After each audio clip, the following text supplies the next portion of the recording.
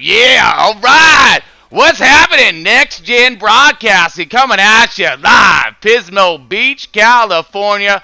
Welcome to our online e-racing broadcast channel. We're going to be getting it done on YouTube tonight. I'm Chris Paul Hamus. We're going to bring it to you live, loud, and hot. And we're going live tonight. We're loud with Front Row iRacing, and it is Talladega tonight. Oh, it's Dagger week, and we're throwing it down with the biggest, the baddest at the end of the week when it comes to Front Row iRacing in the Next Gen Cup cars. Oh, it's going to be insane to watch right here with this talent unfold on track and this brand new style of machine here. It's going to be, again, something intense to watch here. And, of course, we're bringing it to you. We're bringing it to you hot. And that's hot by Blaze Pizza right here. Blaze Pizza on board, on deck. We got Greg McClendon. He is an awesome sponsor, massive sponsor of Front Row iRacing and Next Gen Broadcasting. Great to have him on board. We're going to be getting into more of that deliciousness in just a moment. But let's go ahead and touch base a little bit with who we got in this thing right now. And I know we got Gunny Sarge in charge. He's always here. At least he better be, because we just seen him. Let's get him up on deck.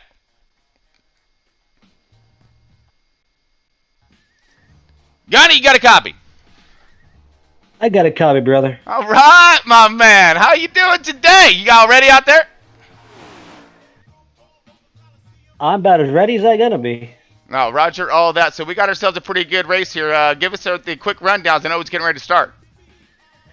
Yeah, we got about 2 minutes left here for the grid. So, yeah, we have Talladega tonight. Pretty self-explanatory, 2.66 miles. We're the next-gen cars. Look for a lot of 2 and 3 wide racing tonight. We got, 3 stages, 50% fuel tonight. So fuel strategy is going to be really big, really huge. So you can save fuel in that first stage, and they're going to make it, or if they're not, it's going to be a lot of fun. I'm really looking forward to it. Yeah, we're about ready to get into it quick and fast, man. That's how we do it over here, Front Row iRacing and Next Gen Broadcasting. We're going to be in this action hot. So let's go ahead and let you get over to the car and get all fired up over there, the Blaze Motorsports team. And we're going to bring up my man. Here he is, Steve Yavorsky.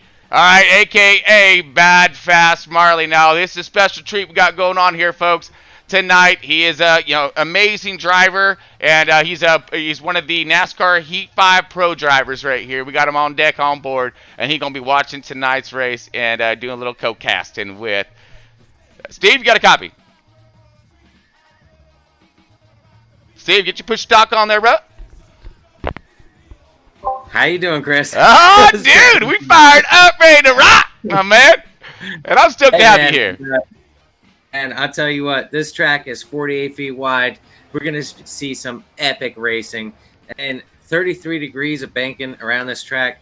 It's going to be wild. I mean, these guys are going to be able to be full out, all throttle, and we're going to see some epic racing tonight. Are you excited? Oh, dude. Oh, you kidding? No, man. No, I'm cool. I might need to get a little coffee or something, but, no, I'm good. No, we're good. No, hell yeah. I don't think you need coffee today. Heck yeah. Well, let's get to it, man, because they're about ready to start. So we're gonna be hearing from Steve throughout tonight's race. So good to have you aboard, bud. I'm here, brother. All right, folks. So let's go ahead. 40 seconds to grid. All right, copy all of that. So we're going to go ahead and you're going to delay grid, correct? Is that what I heard? Sure. Okay, thank you very much. All right, folks. So they are about ready to start. We're going to drop us over to our quick national anthem, and we're going to be with you in just a moment. So again, stick with us here, and we hope you enjoy tonight's national anthem.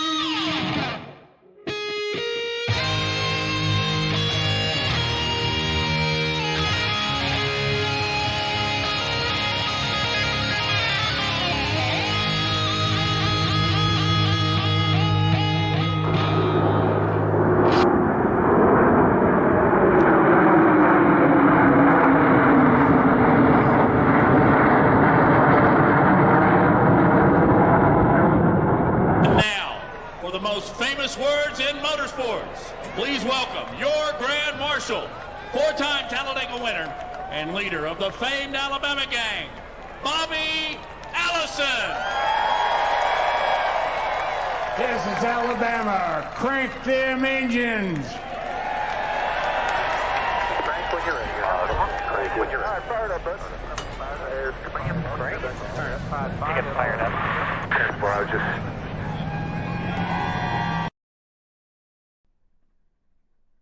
All right, drivers, let's fire them up.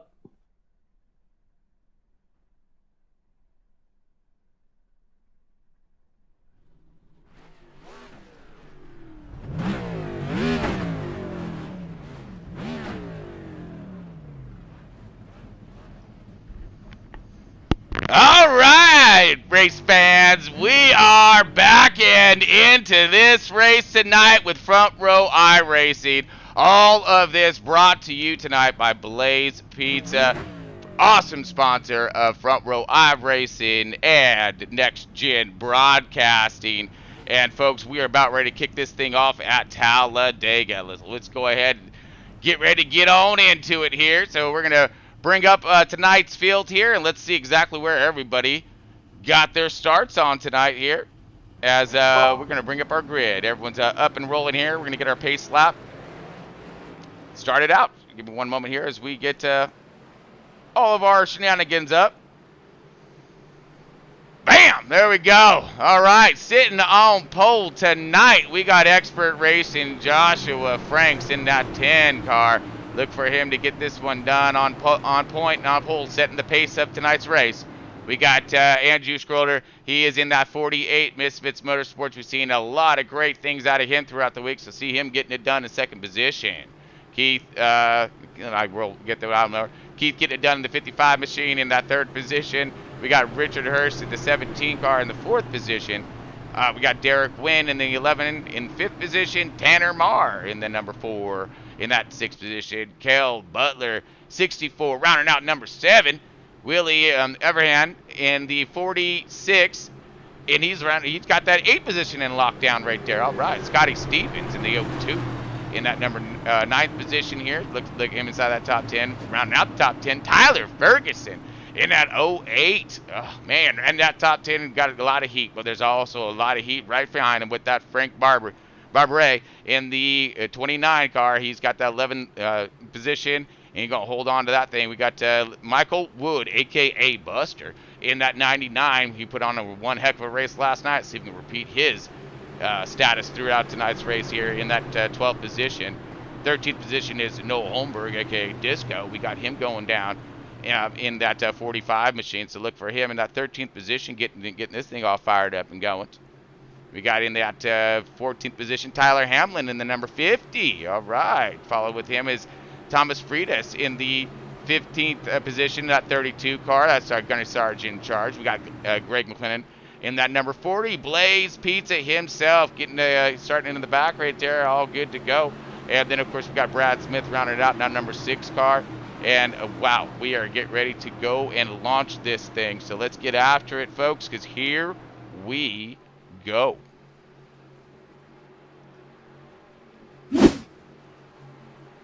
Green flag. Green. Oh, God's green. Drop the hammer, light them fires, kick the tires. We gone, Big Daddy. It's Talladega. Front Row iRacing, spooling it up now. We got Steve. And we got some side-by-side racing here going on right now. That's it. Got Stevie Borski right here, right along with me, riding shotgun. And it's gonna be one epic meltdown of a show. And Chris, I'm looking at that outside line, and it looks like we're gonna have some side-by-side racing for quite a few laps to go here. Well, we're rounded lap number 1 right now. Everyone's still holding a great line. Outside line starting to fade just a little bit as the inside line starting to pull with 4 car lengths. But not too leery or worry. We're just getting this thing fired off again. Lap number 1 in the books, and everybody getting it done. Bring up our driver info and see a little some more detail in our drivers today, leading the pack right now. Joshua Franks right there. He bringing some some good expert racing to tonight's field here as he's leading this thing nice and comfortable on the bottom here. Got him in the number 10 car, but 6 cars, so we'll keep him in check there. So it looks like it is the 6 car on the bottom, but reading the 10 on the screen. 55 Keith right there on his 6. Really good keeping that. Well, there's going to be a bubble with these cars tonight, so you're going to see them gapped and spaced out, and the way to break that bubble is actually a little tricky, and you really got to get one massive of run. But speaking of those runs, look on the outside as that outside line is starting to fade, and everyone's really starting to form to the bottom right off the bat. We were looking to see what was going to happen with the next-gen car, and if they were going to be able to really maintain a side-by-side race or really fall into the treachery of the single file line run. Steve? Watching our A-car Tom Freitas right now, and he made a very, very, very risky move to the outside and actually went around the car that was on the bottom. He's making his way towards the front, and he's looking very steady. I mean, very bold with his moves as he goes to the outside again. And I know these guys were really looking to try to get down on that side drafting and seeing what kind of runs they could metastasize on the outside. And you see a little bit further back, drifting back here, as we are looking a little bit more as a side-by-side style of battle. Here we go, starting to shape up a little bit more. A couple cars jumping out to the outside here. Saw a really heated battle last night. We were hoping for the same tonight. So getting really clean and styled out. But this is a long race. Steve, we got our stages here. You want to go over it?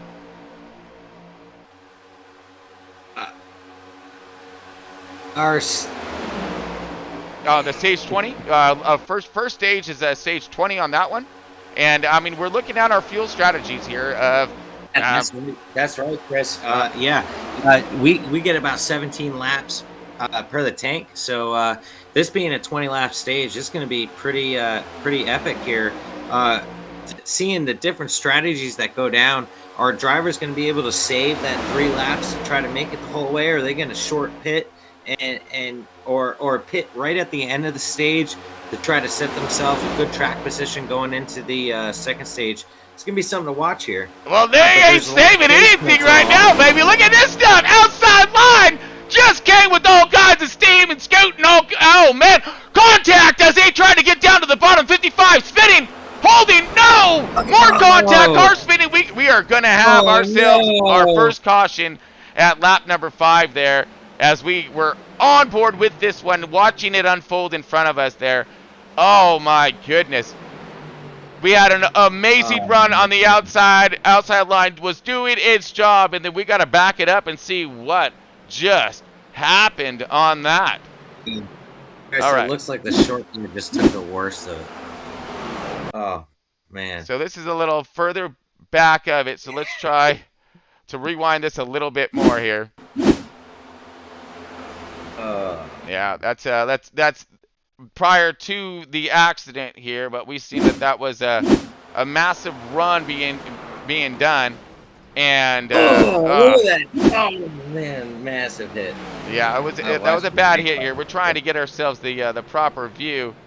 As we've seen, let's look at the pass here. Yeah, there's a tremendous amount of contact there on track when it comes to they almost pulled it off. The 55 was, I think, the worst off there. It's like the Gunny Sargent got the most damage out of that one. Ah, man. So right now, give us a second here, folks, as we are rotating around trying to lock down on that replay, and that's the risk of that outside line. You could definitely make some track position and get some speed up there and really overtake that outside line once you get rolling. But and if something happens down there at the bottom side of the track, there's only one way to go, and that's up, and it just wipes out that outside line. So there's a lot of risk and reward, but definitely more risk than reward, I'd say, for Thomas Freitas in this one. Oh, absolutely. And I'm looking at, well, I mean, at least, okay, well, here's the reward on track when it comes to the entirety of the field. Because of the nature of the fuel strategy, now everyone's going to be able to make it to the end due to the fact that they were only a few laps short of completing the race on a long run. So now it doesn't matter on how long you lead to front, you're out in front, or how much fuel you're burning, you'll have enough to make it to the end. So there's the reward, I guess, to all of this as we are coming around out of caution right now. That's 100% correct. For the rest of this race, fuel strategy, pending a caution is not an issue. So we're going to see, the best that everybody has to give here in these next 3 stages for the rest of this race, pending a caution. Right. Yeah. I mean, and like we just seen, I mean, all that just unfolded instantaneously in front of us right there, as that outside line was heated. It was running, and I mean, I thought we were in, in danger of it becoming one of those bottom feeding races where everyone lines up on the bottom and we go fast, which is, we get it. But I mean, we've seen the outside line just cooking. I mean, that was very impressive to see. But I'm wondering, what happened anyway? So we're going through it right here. You happened. Yeah, there he is. Tom, how you doing, my man? Hey, what's going on? The outside line was cooking and going here, and I'm going to rewind this one back now because, again, we really want to see this one as we are under caution here. Yeah, because the only thing I got to tell you is I was following the car behind me, and the next thing I know, I was in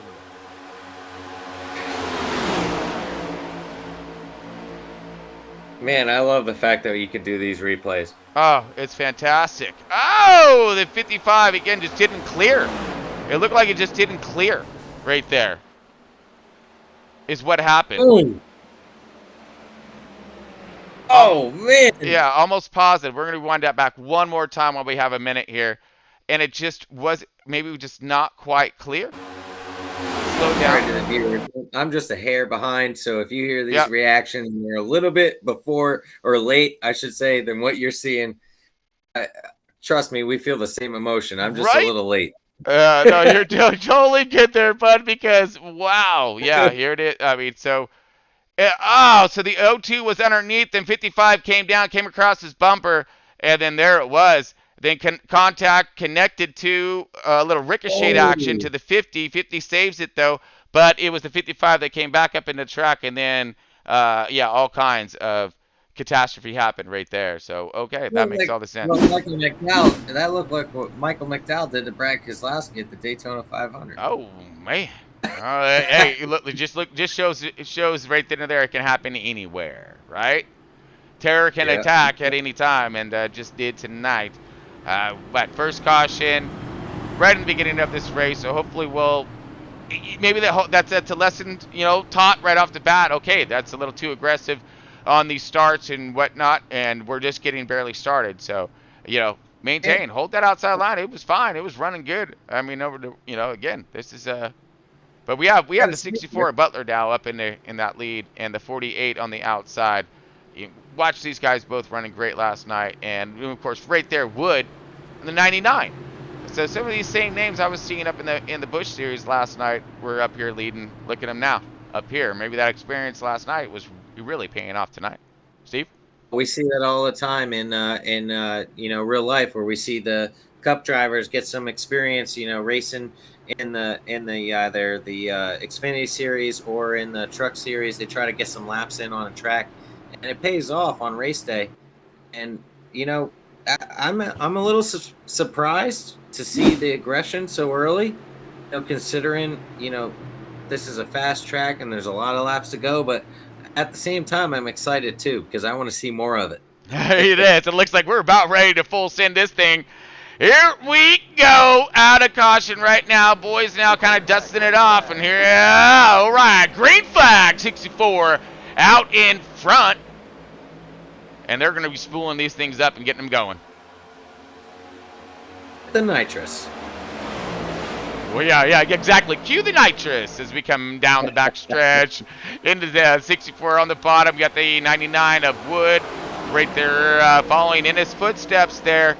Everyone now utilizing drafts, seeing what kind of run we're getting. Now, that's the other thing, too, we need to be leery of with these cars, is that when these guys catch up, they're going to catch up with a huge amount of mile-an-hour difference.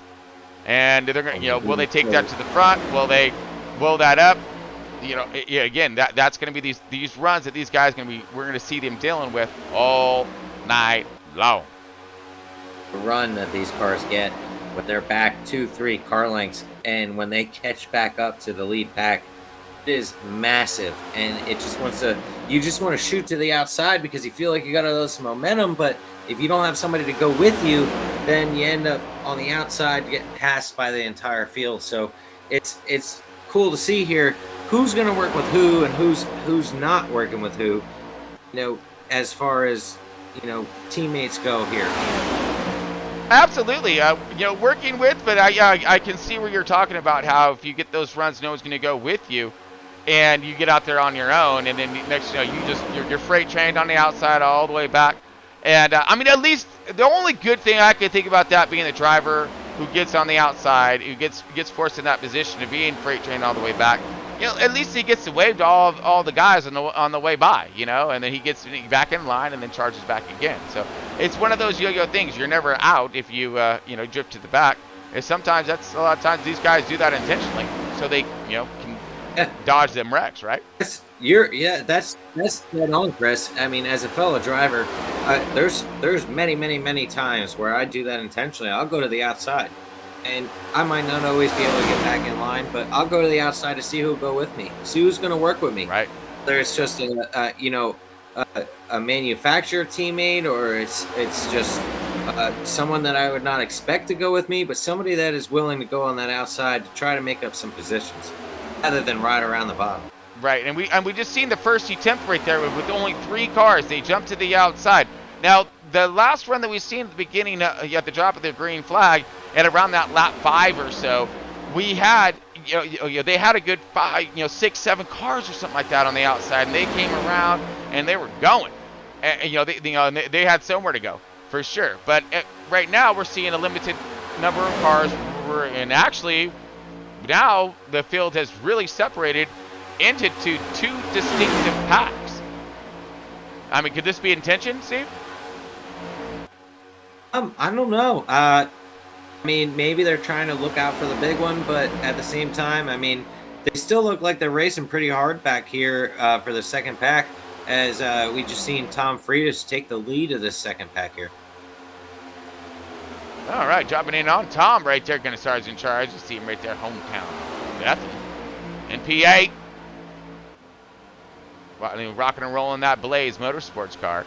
Speaking of Blaze, all of tonight's broadcast brought to you by Blaze Motorsports, or Blaze Pizza, sorry. And you see one of the Blaze Motorsports team members out there on track. Now this backpack here, they'd be real smart to just stay in line, from nose to tail, as close as they possibly can, and try to gain as much speed as they can to keep up with that front pack, because they don't want to lose them either. Yeah, but it looks like they're starting to break apart a little bit more toward the front as well. Let's get back up there to that, as we've seen the top 3 really breaking away, and maybe some style of battle that was going on with that, with those 3 cars that were utilizing the outside. Right now we have a 3-car breakaway at the moment. 2 cars holding together, so there may have been a little bit of contact we missed while we're in the back of the pack, and it rode and slow separated this pack up. But we have multitude of cars running separately all over the track right now. It looks like we have 3 groups. We got that 3-car breakaway at the front. We got a 2-car pack. Lost a little bit with 2 just behind them. Might be close enough to gain ahead. And then we got a 6 or 7-car pack towards the back. If they could just line up, it seems like you got 1 or 2 cars every turn that just wants to jump out. If they would just line up and get together, I feel like they could really gain on this pack. They'd have such a momentum that would be able to pass these 2-3 car packs here. Yeah, and actually that brings up a really good point there, Steve, is what style, okay, what happens when these 2 cars, like right now we're watching Scott Stevens, all right, and we had our pole sitter, so we know he was fast. He had himself a good hot rod out there, and Franks, now they've caught the 2 in front of them. So just with those 2 running together the way they were doing, man, they gained a lot of ground very, very quickly. Now they're getting it with 4. Can these 4 cars line up, produce a really significant amount of speed to catch our leaders right now, which we have 3 cars, in tango up here? Undeniably, Chris. These 4 cars is going to be faster than 3 cars up front. It does not matter the make, the model, the engine. 4 cars running on a restrictor plate track. You know, they NASCAR evens it out when you're at a restrictor plate track. You know, that gives a chance to every team, no matter their funding or whatnot. Everybody has a chance to win that race. So when you have 4 cars versus 3 cars, it doesn't matter who it is. 4 cars is always going to be faster than 3. Man, absolutely. And well, I mean, here's the other question here. It's probably going to be one of those questions of tonight, and kind of gandering. But we are coming into 3 laps left remaining in stage 1. So we're going to be able to make it to the end. And will these guys have anything for them to get some more stage points? Or will it start battling toward the back because of stage points? Right now, it looks pretty separated out at the moment. Dropping back to the rear of the field here, and these guys are all lined up. And then again, like we were expecting, these 4 cars running nose to tail at the moment here. This pack. At this point, it seems like that backpack, they're not going to have a chance. Maybe this pack of 4, possibly, if they got it together in the front, start to race. But I think the race to the line for this first stage win is going to be between those front 3 cars. And I expect them to get to racing very, very soon. Well, we just seen a position change right there, Steve, as the 99 took over that second position and the 48 fell back to the 3rd position. Now, in that transfer of positioning, is that going to slow them up? Because again, this is a big track, and that's what well, you know, we need to make sure that everyone understands here. It's a big track, so these runs, when they will come very, very quickly, and you can gain a lot of time on the leaders. If they ever so slightly get out of line or do a position change, you can knock off a lot of time right there. So, I mean, that brings up to the closest pack that's on them. Oh, they're straight away ahead, though. 2 laps left. No way they're going to catch them. It seemed like they had they went about that position change very smoothly. They have such a good lead on the second pack, let alone that pack in the back there that's got 6, 7 cars. I feel like this race is for the first stage between those 3, and I expect them to start racing. And I actually like the strategy of the 48 to move back to the 3rd in line, because contact into the wall! Oh man! Sorry about that, Steve. I had to cut you off there, buddy, because that was wow, that was unexpected. I just seen it. Woo! Woo! All right, we're gonna rewind it because we kind of seen what happened here outside. Maybe I don't know. The 48 just came, or the 46 just came up as a possible side draft, or not sure exactly. Somebody just had a flat tire. Yeah, I'm not sure. Yeah. He just went up the track quick, or maybe he didn't. Did he not know that he was? Let's try it one more time here. That blue car. Oop. Let's try it one more time here, and this time we'll slow it down. So yeah, the 46 is just you seen the lane change right there as the 6 car right there was holding lane on the outside. So luckily, hopefully those guys do have themselves a their backup car and a hauler, and they can pull that thing out and get back up here and get to race. Man, that tire blue car. I don't know who he is. But... Well, that's going to take care of our stage at that moment. So strategy is going to be commencing here in just a second. Okay, while we round out the field here, Steve. What was that, Steve? I said those 3 cars out front, they had a good strategy, stick together, pull away, and it worked out for them, especially the leader of the race. Oh yeah, paid out real good there. All right, folks. So we're gonna take ourselves a quick break here. Hear from our sponsors, Blaze Pizza, and we'll be back here in just a moment.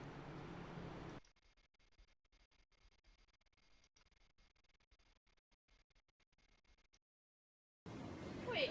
Oh my God! Oh, hello, hi. How are you?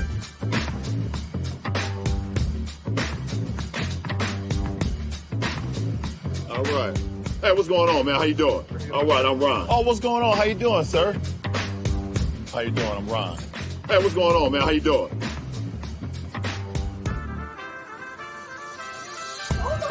Oh, hello, hi, how are you? How you doing? Oh my God. I'm Ron, nice to meet you. Blaze right now is offering a large shareable pizza here with real ingredients. Not frozen, none of that frozen crust, all right? Right. So I want to show you some beautiful, unique toppings that we have. Artichoke, arugula. Wow. You like that type of stuff? That's for you, all right? Oh, no, I'm Ron. I don't know who LeBron is. Me and you take a selfie. Come on in. Hey, there's Ron. You tell your friends, take you to Blaze Pizza and tell them Ron sent you, okay? All right, put it there. My guy. You ever take Ron's hat? That's yours. Oh my God.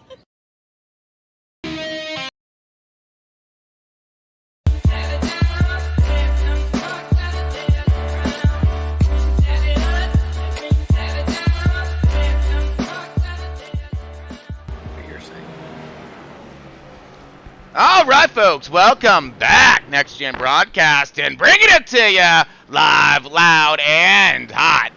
Being done by Blaze Pizza. You see right there, Blaze Pizza, awesome sponsor of Front Row iRacing and Next Gen Broadcasting. We got Talladega up tonight for Front Row iRacing, and we are just coming out of the end of stage 1, 20 laps of that goodness right there. Pack separated out into a multitude of different packs, and we had a late caution as they were coming up to the across the line there. So some contact there, and we're getting back on board. But let's go ahead and bring up our Gunny Sauge in charge and see if he got ourselves a little skinny on what's going down out there.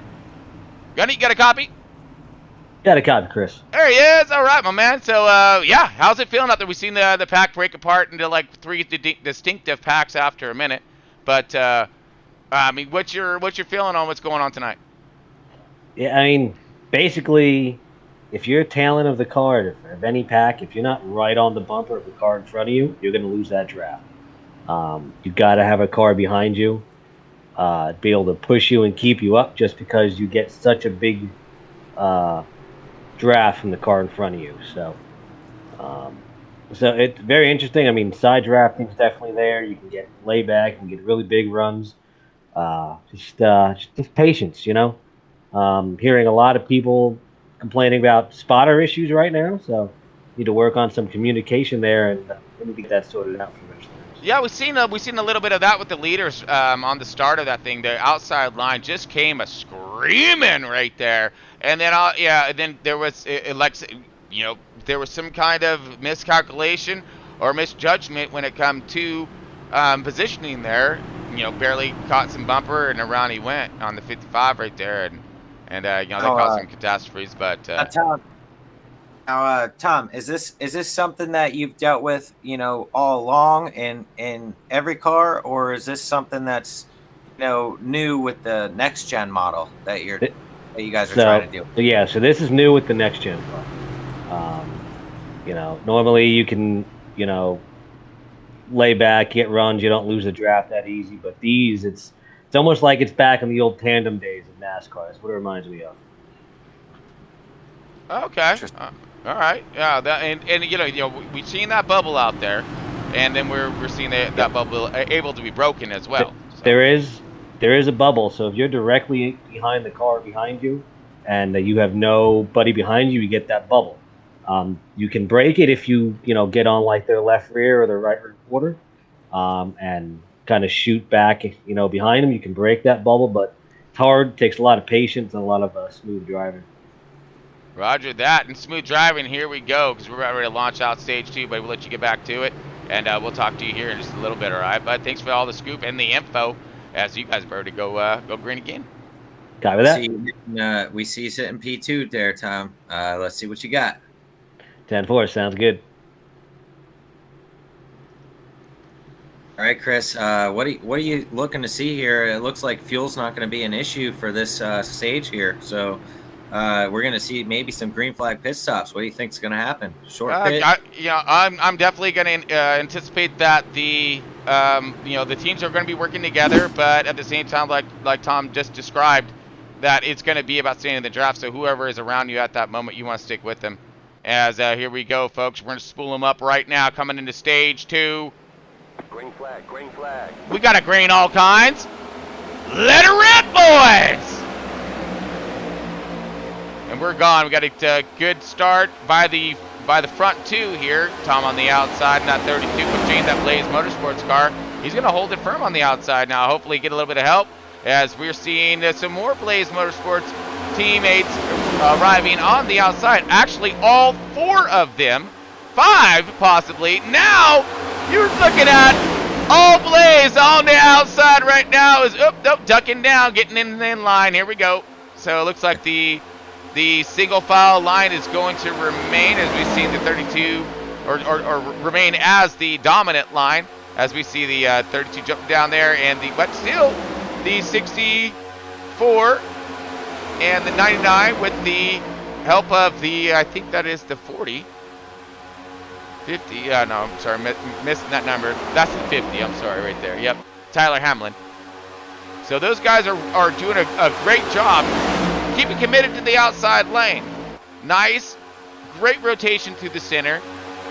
The 99's in that bubble, not breaking that bubble, but they're sharing that air beautifully as these guys getting a nice run down that backstretch, trying to make some momentum on the outside. We got guys, kind of not really making up their mind there. If they want to run bottom, they want to run top. We see a great deal of cars starting to, maneuver their way out to the outside. A little side drop right there, but 64 going to duck down into that bottom lane as they see the top lane kind of going nowhere. Woo! Hopefully he's clear. Very clear. What do you got, Steve? Out side by side, definitely in the back here. From about 7th on back, and looking like they're all trying to find their way down to that dominant line until enough of them can get a run to try to make that outside line work. Now, typically these drivers all know that outside line, if you get it going with enough drivers, it makes it definitely, you have more speed on that outside line. You can overpower that bottom line because of how much work the bottom line's putting into the car to get into the bottom and hold it down there, versus on the high side you can carry more momentum off the straightaway, off the turn into the straightaways.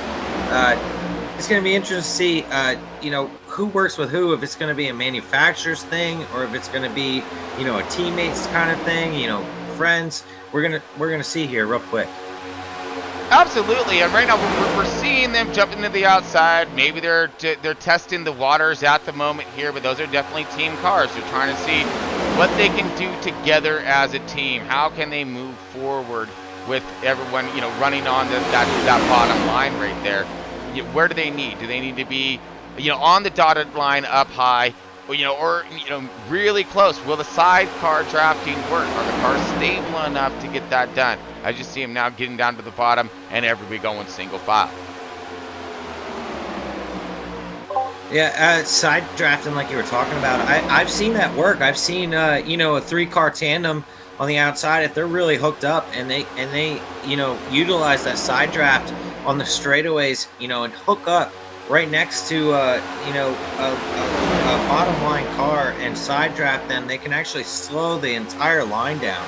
And then going into that turn, they carry so much momentum off, they'll keep gaining a position or two each time as they do that. But it really takes a lot of skill to work that side draft. Yeah, I mean, and it is still early in tonight's race. I mean, we're 27 laps out of 105 tonight. We're in stage 2, right? Getting a feel for what these cars are going to do in this pack, in this style of a pack. These boys may have ran, elsewhere with these cars and when I got their experience or seat time in it. But right now, it's, again, got to get used to this airflow. What drivers are completely comfortable going outside, what drivers are really better off staying on the bottom. They like that center. They like the way that they can get their car, to rotate through there, as opposed to timing a little different up top. Ooh, and here we go. Big Chris, run up forward here.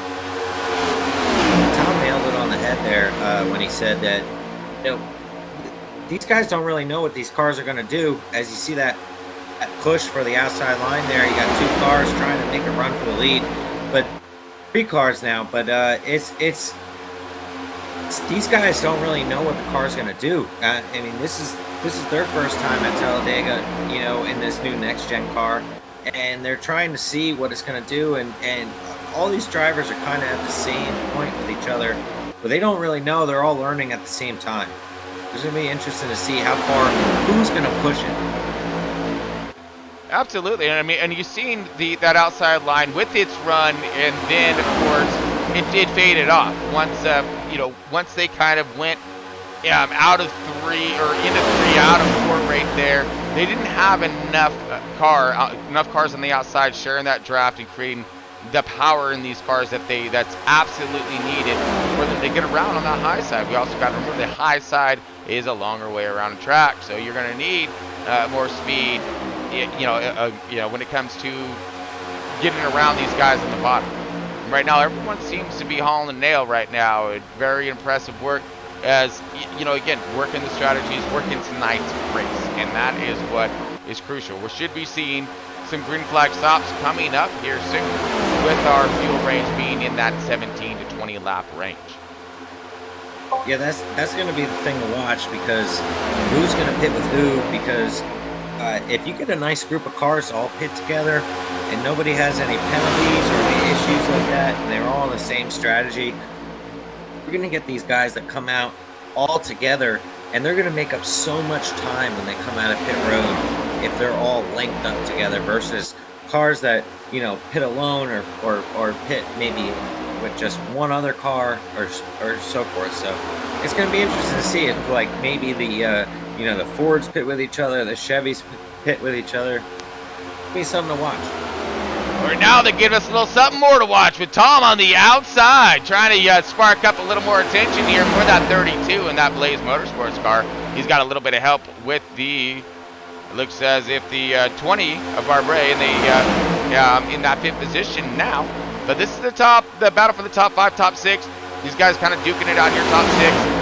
Now, as they went side by side, here comes a little line of cars right here. 4, 5. You got good 6 cars right there, really building up some momentum here on these guys that were just dicing it up a little bit for these lead positions here. So when these guys get here, what are they going to do with the run? Is my question. When they do get here, because are they going to stay in line, ride it out, knowing they've got some green flaggers coming up, or are they going to try to gain some positions to help them when it comes into getting into that pit lane and time on track? Naturally, if I got to run, I'm going to hope that the drivers behind me are going to stick with me, and I'm going to jump to that outside, and I'm going to try to carry that run as far as I can.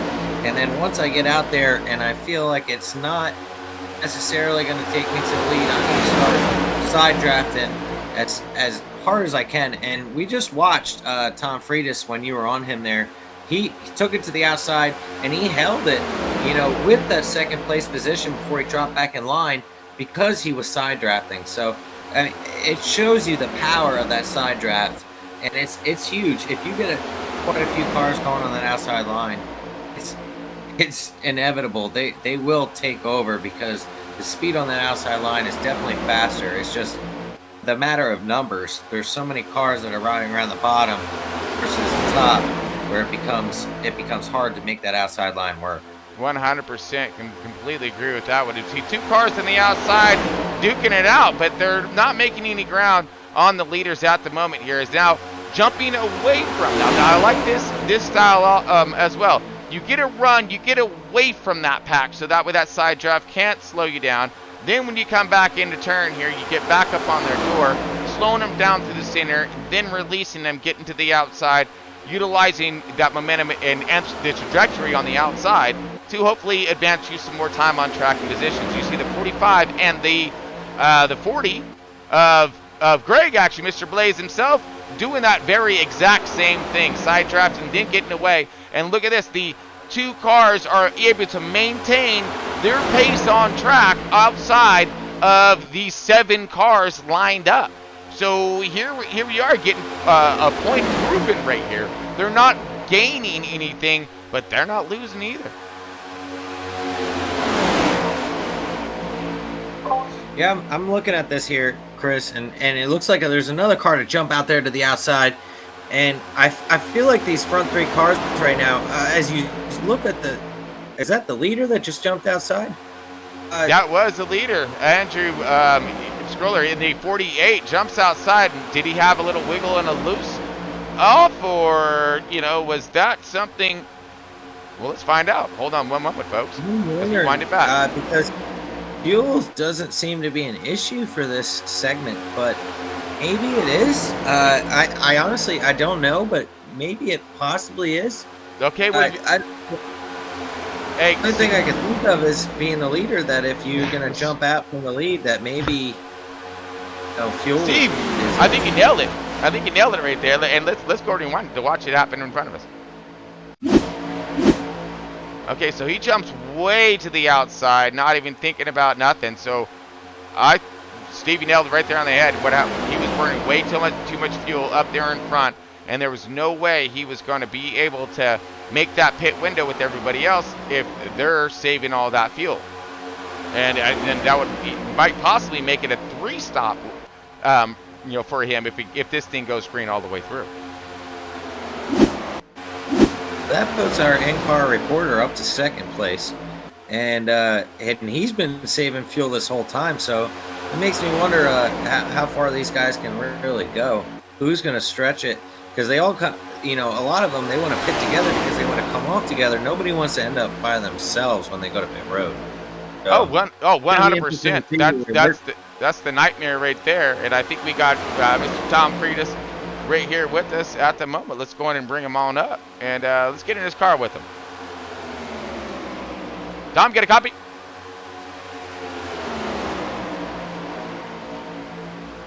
He's got his hand full right now. He's trying to drive a Chevy, so. Oh no! Okay. All right. Game on, Steve. Here we go. All right. So we got Tom up on your right hand under your screen here, and he looked focused. I mean, what do you think there, Steve? That man looked like he on a mission right now. He riding in P2. I mean, I see him. He's really focused right now. I mean, it's taken every ounce of being in his body to keep that Chevy up there in that 2nd spot. Well, in all honesty, the man has been running fast. He was doing a phenomenal job last week and had the car to beat at contact and whatnot. And a few driver error right there cost him that win, but he is primed and posed right now in that P2. And he's looking pretty good, so keep it up there. And we got some laps still left ahead of us here, as I believe we are starting to run out of fuel here on these guys. This is going to be a lot of fun, Chris. Watching these guys come to pit road together, especially this is something new to me. Oh yes. Watching cars control. These guys control their own cars coming on a pit road. It causes a whole lot more risk as far as actually getting on a pit road, getting into your pit stop, and being able to come off as a group together and maintain your momentum. And here they come! So it's going to be a lot of fun to watch. Woo!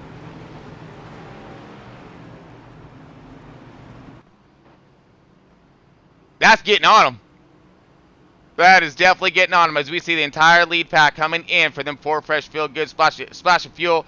And we are about ready to do some switching up right here. Now these guys all made it and nailed it. So let's see who may have gotten that black flagger or whatnot. And see who's going to get to. Ooh, we got the 29. Missed his pit right there as he had to back up. So that's going to cost him some crucial time on pit. Now all these guys need to stay together. Or for the most part. Now, if you really lose this draft, see everyone's starting to come out here. These cars will gain. We're going to have the front 2 of Abraham coming out in the 46 as our race leader at the moment. Unless, we got Michael Wood. Everyone's cycling through, so everyone coming out of pit lane right now. I'm looking at Tom Freitas' onboard right now, and I don't see a car in front of him. So it looks like he came in 2nd, and he might come out the leader here. Roger that as we're cycling through. I mean, I'm a little surprised, as far as the whole, Chevy thing, but he made it work. Right now we got it. Now we got our new leaders coming in right now. So we got the 46 of Willie Abraham, and we have looks like the 50. I don't know if that's the lead now. Oh, if that's Frank's or not. So those guys are all. So 46 coming in, the NASCAR coming in more or less by himself. Chris, there's a huge advantage to pitting a lap earlier than the the other cars on the track. I mean, there's not just the time onto the track, but it's the time that you gain on track.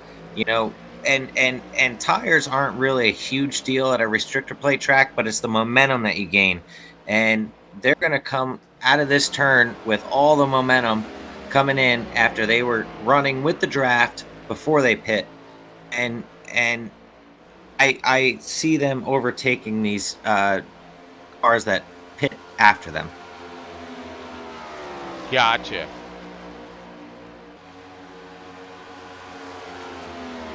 You see Thomas Freitas coming around that tri-oval, coming out, and it looks like going to maintain this lead here. Yeah, I'm not actually lit. It's not allowing me to move right now. I think my SDK is damaged at the moment. Oh. So I'm kind of locked right now. Give me 1 second here, Steve, as you can kind of continue on with all that. Right. I will continue on here. This Thomas Freitas is leading this thing. He's got quite a train behind him, and it looks like he is the lead car after all this green flag pit stops. And that's the advantage of hitting first, because you have that momentum. You enter the pits, even the draft, so you're running at optimum speed, and you come out of draft with your teammates, continue that pace, and when the rest of the cars pit, you have that momentum coming around the outside. You're able to overtake them. So it looks like Thomas is our leader and got quite the train behind him that are hungry and looking for that lead. Absolutely. All right, so I'm just gonna do a quick reboot on the SDK or on our overlays here. They just plain finicky with this real quick. Sometimes all programs are not created equal. As we are back like up. Fords and Chevys are not created Oh, equal. no! Don't tell me you're going to go with that one again. All right, thank you, folks, for your patience. And thank you, Steve, for taking over there for just a moment. Even though it was complete nonsense. All right, now we are... Wow. We're built tough. You're built to get replaced. Gotcha. Okay, so we got one more reset to do, and that's going to be our team here. All jokes aside, Thomas Freitas is leading this train, and they are still sitting on a amazing pace. It looks like our broadcast is catching up right now. We're sitting on Thomas Freitas, and we got this whole line of cars behind him, all running around the bottom. And man, coming up to the stage, Tom, our in-race reporter here, he might be sitting a duck. I don't know what to tell you, but the outside line gets going. We have a couple cars looking outside right now. All right, we back. Thank you, Steve. I got that squared away. Just a little glitch in our overlay system here at our tracking, but bringing it right back. No big deals here. We're 40 laps into tonight's race, so we had a stage break at lap 20. Just finishing up with our green flag stops, and now we have pretty good group toward the front here as we've seen a big group pit together. Looks like they all shaped back up, plus added a couple to the party. As you see, the top 10 more or less running right there with them. So we're going to, come on, waiting for everything to come back again here. That outside line is really moving there. On the they're overtaking third place and looking to make it second, and now second place jumps out to the outside, trying to take a look on Thomas Freitas for that lead. The outside line is moving, and it looks like outside the first two have cleared, and now they're going to drop down to the bottom and take over first and second, moving Thomas Freitas in that 32 back to third. That's funny. This is the first. So I haven't had this one quite happen yet. So that's good. We've been running good all week, but it must be a Friday. What do you think? Oh, as you got Tom, you're gonna move, trying to make it. Oh man, that was almost a wreck. That was close. Woo! Poking the nose down there and got his nose chopped off just a little bit. It was close. It was close, and definitely he was trying to get his lead spot back. He liked that clean air. Yeah, absolutely.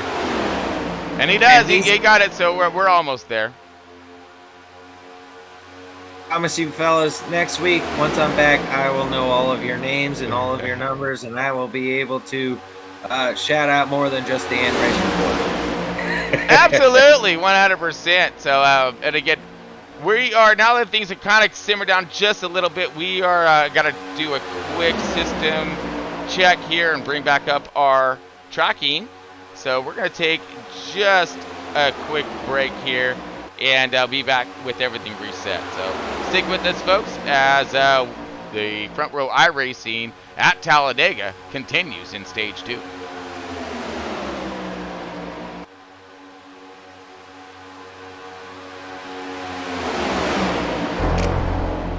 Outside. From your secret friend. Who? Haven't a clue. Let's play a game. Just me and you. How am I part of this?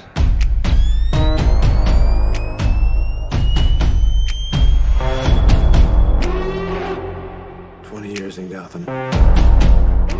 How many good guys are left? How many stayed that way? Why is he writing to you? You're becoming quite a celebrity. If you are justice, please do not lie. What is the price for your blind eye? This bat vigilante is like a one-man reign of terror. You don't get to decide what the right thing is. You're gonna go to war.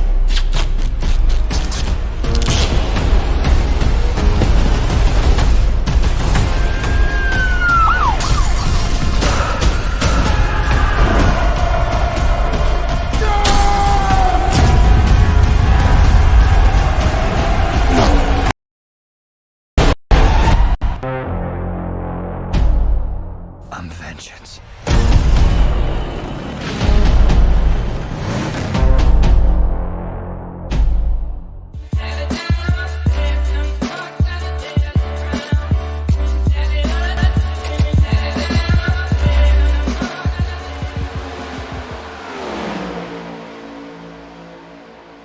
All right, folks, welcome back. NEXTGEN broadcasting live, Pismo Beach, California, with front row iRacing at Talladega. Just in case you're tuning in, all this brought to you tonight by Blaze Pizza. Great, awesome sponsor of front row iRacing and NEXTGEN broadcasting. As we are following along with the front group here after our green flag pit stops, and we are about to halfway through stage 2 with a little more strategy still left yet ahead of us. Steve, what have you picked up on so far? On deck in the booth with us tonight is Steve Jaworski. We got pro driver here for NASCAR Heat 5, and soon-to-be pro driver for the NASCAR 21 Ignition, right, Steve? That's right, sir. Yeah, I've been watching a lot of momentum swings here. Cars trying to take it to the outside and whatnot. You had actually the whole front pack, except for 2 cars, try to take it to that outside line, and it didn't work because they just couldn't stay in uniform with each other. You had cars going in and out and running the middle or running the high, and it ended up being 3 wide there during our commercial break.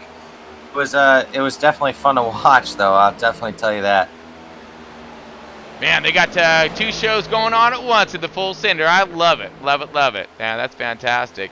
As we're still fighting a little bit of tech, actually, on our tracking systems right now, as it's just not wanting to play along with tonight's race. Go figure.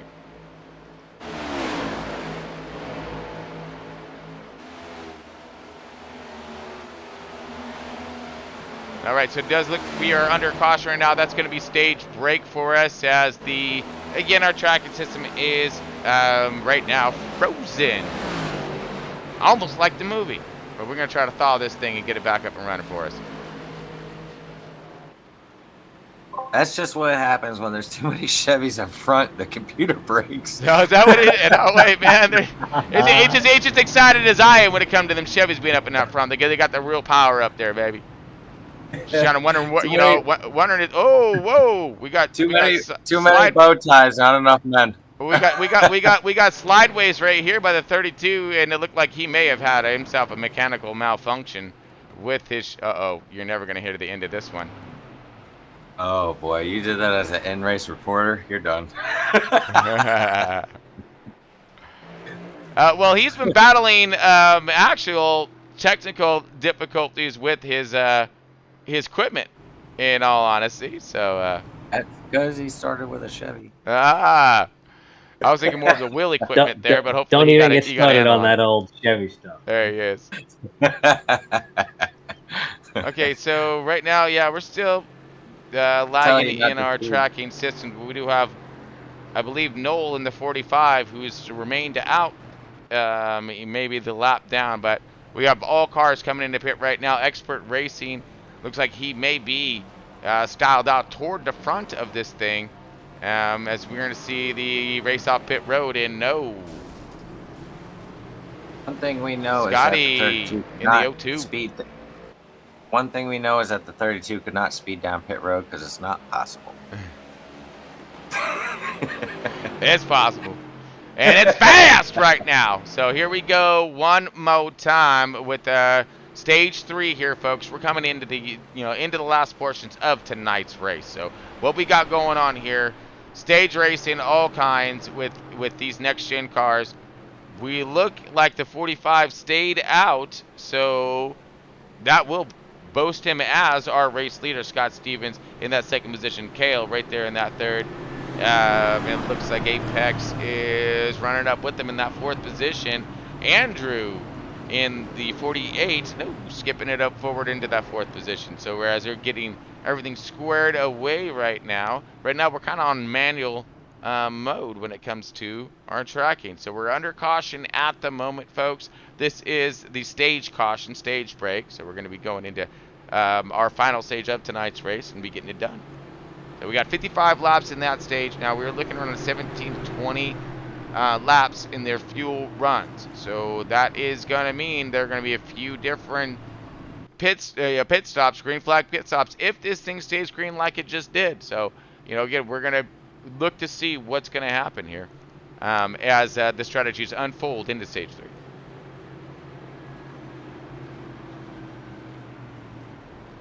Unfortunately, Chris, I have lost my live stream. It is a bummer. It's first.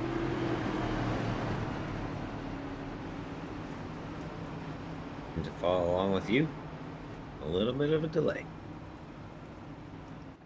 But that's great strategy for Scotty Stevens to take that lead. It seems like whoever has that lead, it's hard to relinquish that. A lot of people have tried, but it's been very hard to get past that leader.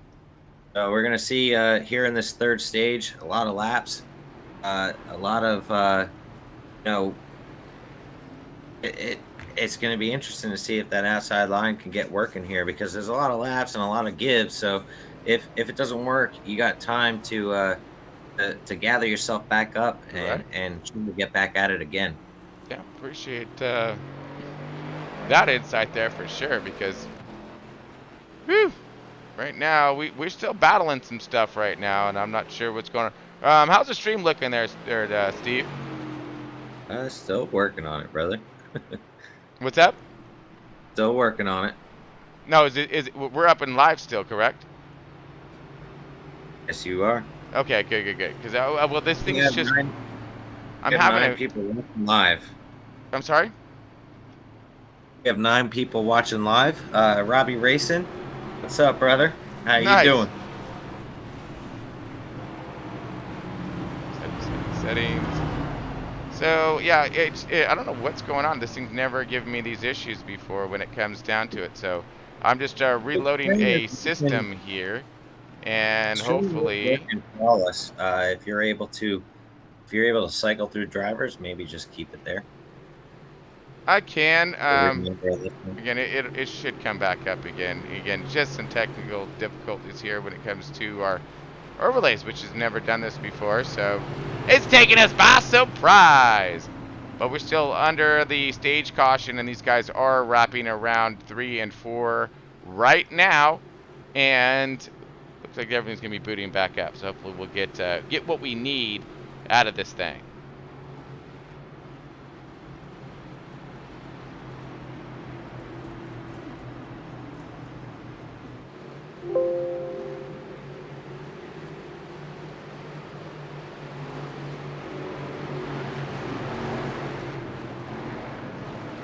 You're at a desktop screen. There we go. We're back to the race. Okay. Okay. Yeah, we're coming. It's like I said. Woo. Okay, back under green right now. Stage 3, still fighting with some computer issues, but we still up and alive right now as we get the launch of it. A little bit of issues on restart there, as you see some cars a little bit squirrely. And I'm working on the controls right now. Sorry, folks, we're getting there.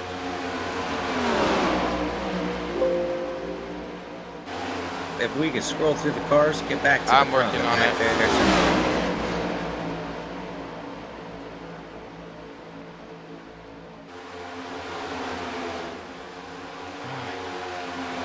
Looks like we still have about 17 cars in that line for their lead. And Guy Stevens is still holding true.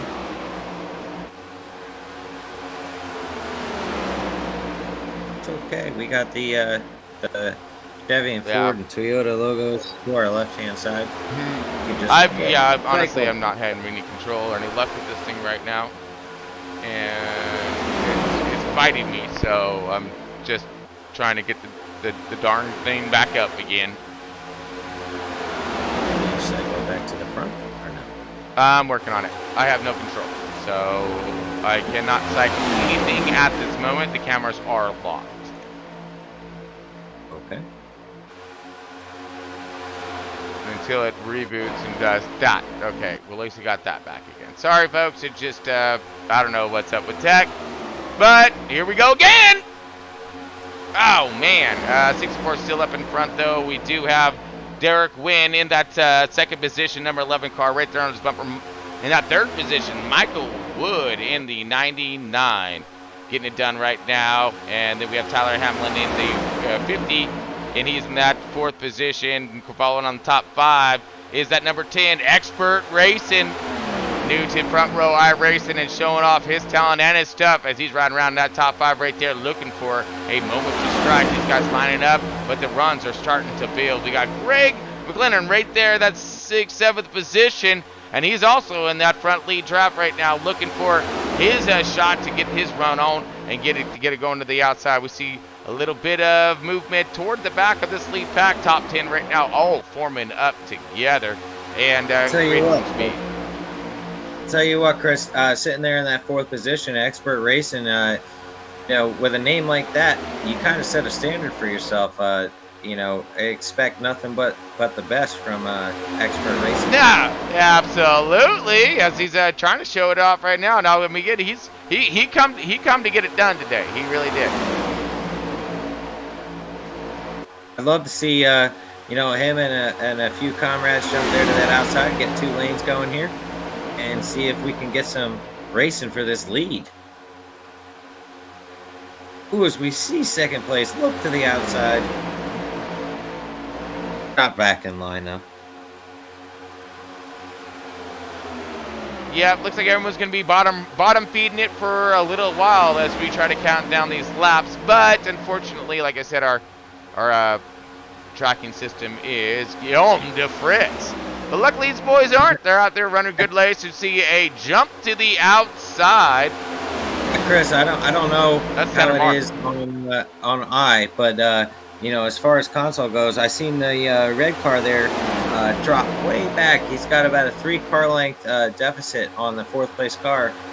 Normally, when I drop back on console, that's because I'm trying to get a good run and make it to that outside. And boom, there we go. We see that outside line coming. Yep. And here they go. Oh my goodness, they just took over. 64, fat run with the 99. His teammate right there on the outside. Huge shot by the 4-car Tanner Marr to the 6-car Expert Racing. These guys have created one heck of a run on the outside. Following in suit. Oh, not clear. The 6 gets around. Contact right there. Will that bring out a caution? He spins it down low. Track's clear. And it looks like it's still up in green. Oh, Ooh, man. Tough break. Let's see if we can... Man, what a power move that outside line made. If they would have just stayed out there for maybe 1-2 laps, everybody they brought on that outside line would have made it past that inside line because they were all broken up. 100%. Let's see if we can wind that back one more time to see, what may have went wrong there. As you see, okay, outside line clear. Now everyone's just rushing to get to the bottom right there, and big runs. Ooh. They just didn't trust in the outside line. They didn't trust in it. Yeah. If they would have stayed out there all together like they were, they had such good momentum going, they would have all cleared, been able to drop down to the bottom. Completely overtook that inside line. But at the same time, they dropped a little early. Right, but at the same time, Steve, why drop to the bottom when the middle's running fast? Stay there. Why not? That's right. That's right. Considering that this track, if it eats anything up, it eats up that right front tire. Running that outside line, you're gonna have very minimal tire wear, if any. And as far as this third stage goes, we know they're gonna have to pit once, and with no tires and being able to come back out. I mean, that's a huge advantage running that outside line here. Yeah, there you go. I mean, the pros to the cons of running the outside line when you got such an amazing run, metastasizing on that outside line. Keep those cars out there. Get them all past them. I'd be like radioing back. Does anyone know when the caboose is clear? All right, cool. Well, never mind. We're just gonna go ahead and stay out here because what's that gonna do? Now the line is the outside line. Everyone's gonna fall up into that line, up, not down, and now everyone will save their tires. So then if someone gets a good run, they're gonna go to the bottom, go too wide again, and tear it up. But right now you're seeing a distinctive 2-pack race, happening at this moment. So or actually possibly more. Drifting back a little bit here, trying to figure out where the rest of the field may be. It's hard for me to see, but is that a Ford lead in the race? That is Ford leading the race, doing a pretty good job too. Until he's going to get overcome by Chevy because he got a bunch of them on his 6th right now. They're just letting him feel good is all it is. Let's go to the blimp right now. Here we go. It took a Ford to take that outside line and make that thing work. I'll tell you. No, that's not how it happened earlier either, buddy. Some Chevy's got her done. So you can keep spouting your nonsense. It ain't gonna make any difference out here. As we see these guys on the blimp right now. You'll love me anyways. You'll love me anyways. The 64 is up on this in charge of tonight's race with the Michael Wood of the 99 and his Chevy right there on his bumper. All right, just giving that Ford a push. And that's what he needs to get himself up in that lead. See, you take digs. You take digs here and there. Yep, we got dig. But you can dig it ever so slightly and lightly, so you don't realize I actually just dug until it's already dug. I realize it. Copy that. Oh, we got Edgy in the 48. That Jets car. There it is, right there. You got East Coast. Yeah, I do see that Jets car. Right. Jets car gonna light some afterburner possibly, but we got Tanner Marr in that 4-car looking outside, possibly. Hopefully, I hope that guy races better than his football team does. He does. He actually absolutely does. He knows when it's time to go. Okay. His football team's on a race to the first pick in the draft. Well, they're gonna win something. We got the top 10 lined up pretty tough right now. Again, we're following around on the back positions here of the top 10. So this is so the 4th place is 8th and 9th positions here. So this is the top 9 cars, top 10 right there, drifting back just a little bit further. And that's going to be the 45 of no. Outside of the draft now, it's going to be a lonely race for him for a little while.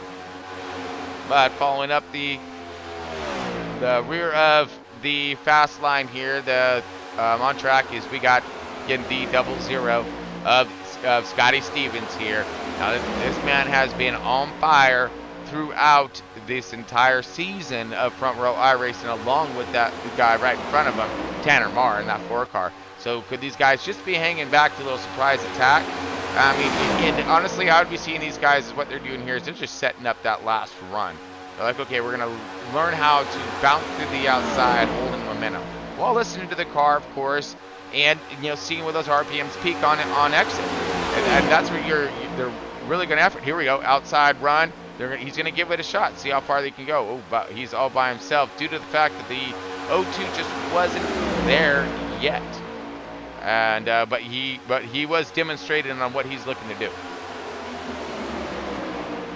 Still single file running, and we'll go ahead and drop a little toward the front. Everybody lined up tough right now. Now we should be coming up to a green flag stop here in a little bit. So, that's going to either disrupt this field even further, or could it actually bring them even closer? We spoke about this in the last green flag pit stops. The guys that pit first, they're gonna have the advantage because they're running in this draft. They're running with a lot of speed, and when they pit, when they come out of the pits, when they come out together, as long as no one speeds, they're going to have so much momentum that when the other guys pit, they're going to overtake them coming out of pit road. So it's definitely an advantage here on who's going to pit first and how many are going to pit together. Right, and then of course there is that last little nitbit that they need to worry about there, and that is going to be nailing that box, nailing that pit speed as you come across that line into it, and then of course getting out. Will they take tires? Will they just be a splash and go? All these guys want to make these decisions together, but being that it's a smaller pack, at least up front. At least if you come out with a couple cars, 3 cars, something, you're going to be able to bunch up, and then these guys are going to eventually find themselves together again. As long as you do not black flag and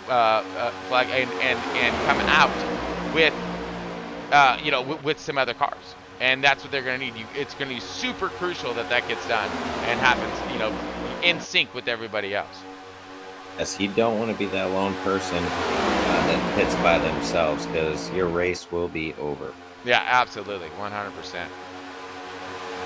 But so, we're gonna let this wind down just a little bit further, take ourselves a quick break, and be back for some green flag pit stops as we're watching the top 9 just hauling it right now around Talladega Super Speedway from Front Row iRacing, brought to you by Blaze Pizza. Be back here in just a moment, folks.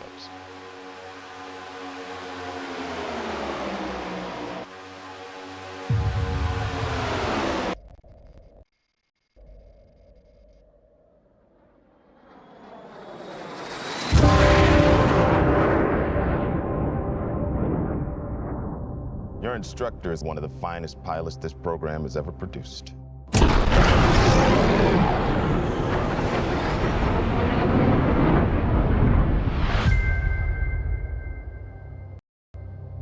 His exploits are legendary.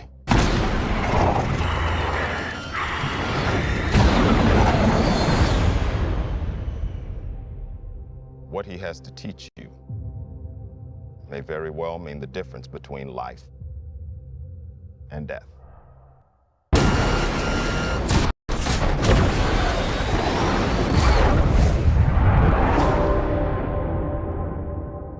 Your reputation precedes you. I have to admit, I wasn't expecting an invitation back. They're called orders, Maverick.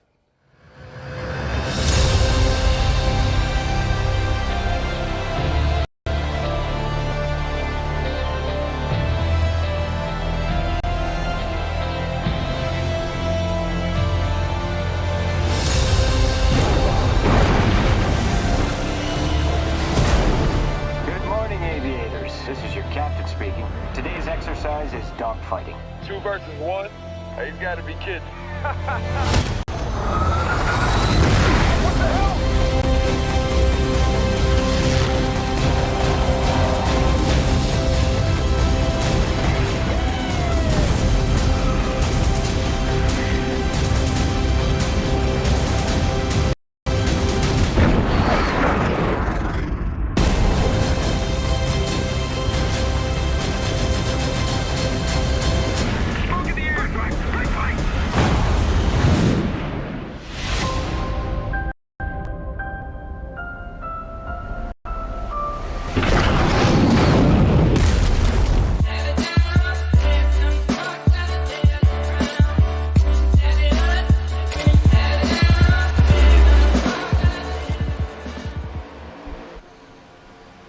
right, race fans, welcome back. Next Gen Broadcast and bringing it to you. And we got front row iRACING.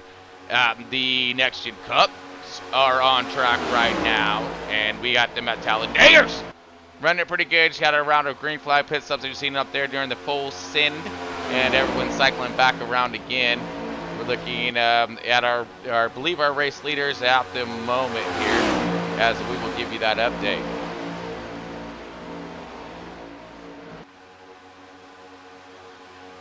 Oh, there we go. All right. Okay, so it looks as everything's updating and cycling back around after those green flag stops. We've been dealing with our tracking system a little bit on the Fritz tonight, so we're kind of winging it a little bit. And again, appreciate everyone's patience out there as we're trying to bring it to you best we can right now. Here in a minute, I'm just going to be busting out the hammer, and we'll go to work there. So if you hear any loud banging, don't worry about it. It's fine. It'll be good. We're just making it work. And right now we are looking at the lead pack here. 2 cars broke away, but they are going to have some company here. 11's coming at them, and 11 coming out pretty quick.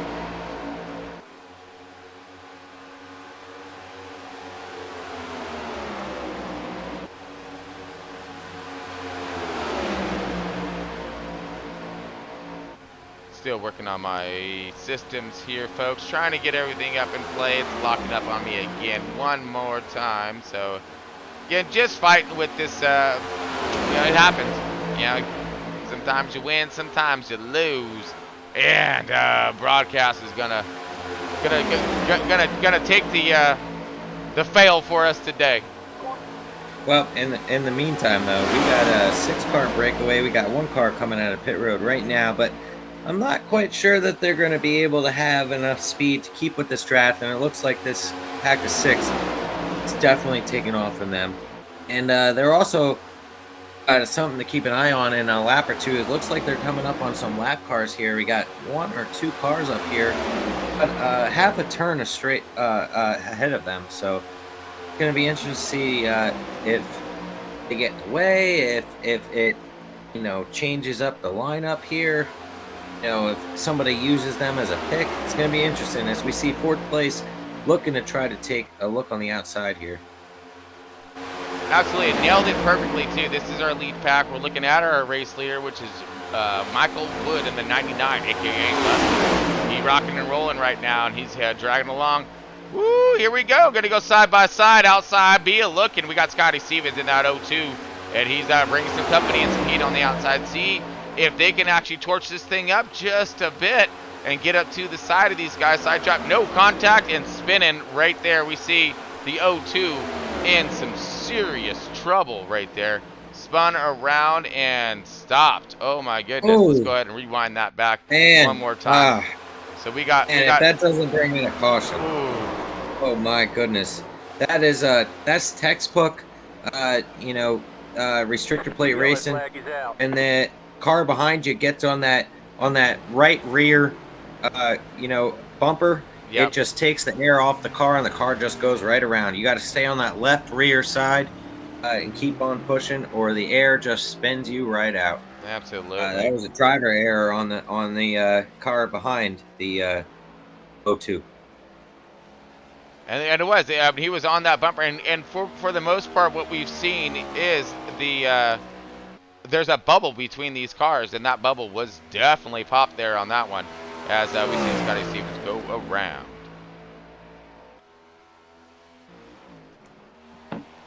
Oof, that's tough to see, man. You're sitting there, leading that outside line, sitting there, racing with 3rd place, about to take 2nd and challenge for the lead, and you just get spun out.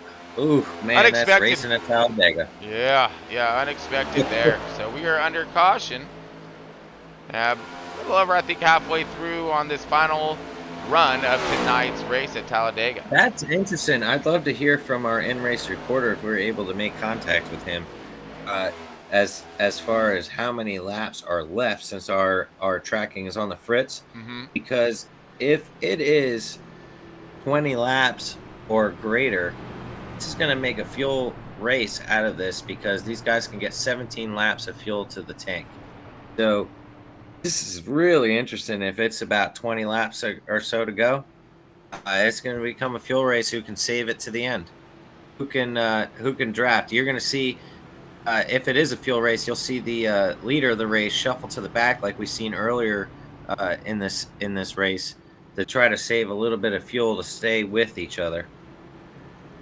As you see everyone coming around now, pit lane, I believe, pit road is open. So we have the 99 of Wood staying out. Lone Soldier, everybody else coming in. Ooh. Wow. All right. So that's going to switch this thing up. And we got a few takers still staying outside.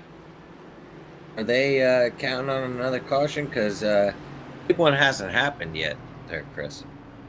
Yeah, I'm not sure what the strategy call would be on that 99 staying out. When it comes to the fuel and laps left. So, again, this is going to be kind of a toss-up here and a surprise attack, I think, by not only our drivers in the car, but they're going to surprise attack us here in the booth. I'll be right back there, Chris. I'm going to get an update.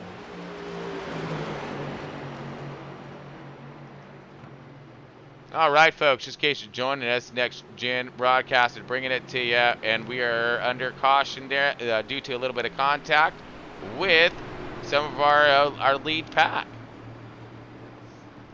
Okay, so we are running around, still getting the rest of this field together, and so we have another one more lap of caution. So we're going to be taking ourselves another quick break and be back here in just a moment. Stick with us. Appreciate everybody tuning in.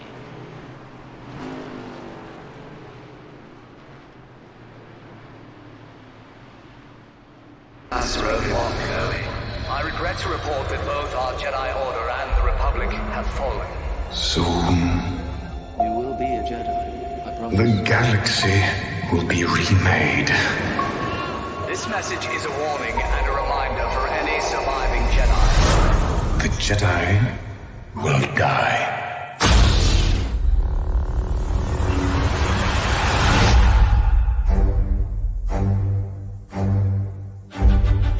In your solitude on Tatooine, training I have for you. Look what has become of you. A rat in the desert. Why come to this place? You're running away from something? Running away from myself, I guess. Go back. Revenge. I must have revenge.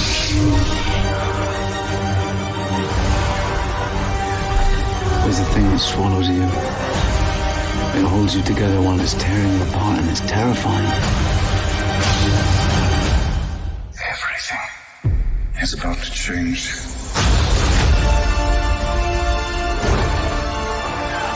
You have a purpose here.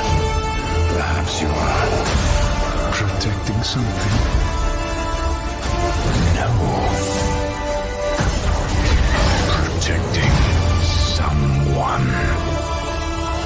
Holy One is here. The Force is with him. Tell me, is it the chosen one?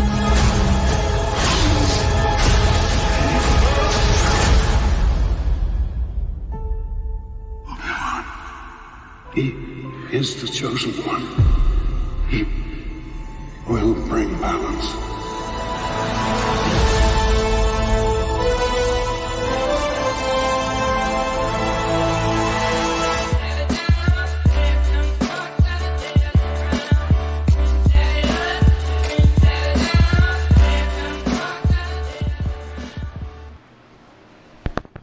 All right, race fans, welcome back. We are Next Gen Broadcasting. We got Talladegers up, and bringing it to you, front row iRacing. We got their Cup Series up on deck right now, And we are in stage 3. We are running around and running out of laps at the moment here. We're going to get a quick update by Steve Yavorski, pro driver for NASCAR Heat 5. Soon to be the NASCAR 21 Ignition, my man. Oh, you got a copy, bud? Got a copy, brother. Yeah. I was just speaking with the drivers, and it looks like there's going to be about 26, 25 laps to go here. Definitely, fuel is not an issue. Everybody is going to have to make a pit stop. There's no way that each of these drivers can save 8 laps of fuel. So it's going to be interesting. We're going to see some green flag stops if this thing goes true.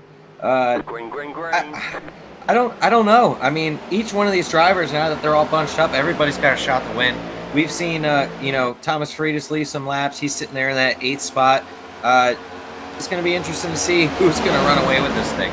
Yeah, absolutely. I mean, we've had the 99 up here taking care of business right now. Michael Wood, a.k.a. Buster. We got Tanner Mara right here in that 4 car in that 2nd position. Now, he's been a fast cat all the way through this season, and looked like he's still gonna remain, with his status still is true, as he is on the bottom right now fighting, getting into that 2nd position with some help on his 6 right there. We got the 50 car of Tyler Hamlin, but now, the 99 going to the back right now as he's taking over. Now, could this be planned strategy right here, saving some fuel? Don't want to lead too long. You've been out there for a minute. Chris, what I was told is that these guys get 17 laps of fuel. So with 25 laps to go, that's a lot of fuel saved. So I honestly don't know if that's the strategy, or maybe it is, because maybe these guys are going to want to pit at the last second, maybe take fuel only. It's going to be interesting to see what happens. But, another thing to talk about, Chris, is that we have not seen the big one yet. And everybody knows at Talladega, within them last 20 laps, usually there is one big one. And we got the field bunched up. And I don't think we've seen the end of this side-by-side racing. Oh, absolutely not. I mean, I think these guys are dragging back a little bit for a reason. You see these cars gapping right now. And, what they're doing, possibly looking for their teammates, looking to see what kind of run that these things are going to style up on, how to time this thing at the end so they can't get that run back, use back out Adam again, crossing that start finish line at the end.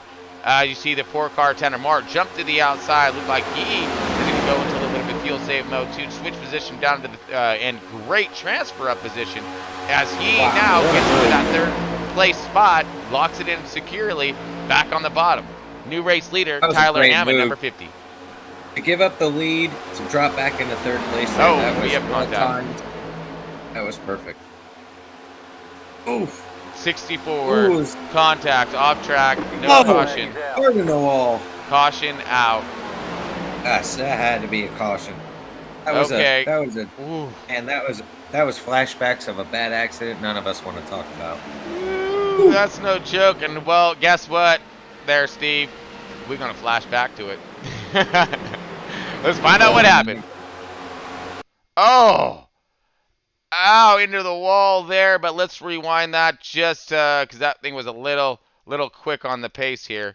So that's Kale, and here it is. Coming down backstretch right here, and we'll stop it there. And we'll slow it down. So it has definitely something to do with the outside car looking for the 64, who his car is definitely destroyed after that major frontal impact, which we're going to see right now.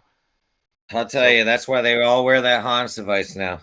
Absolutely, right? Because it even hurts in digital form.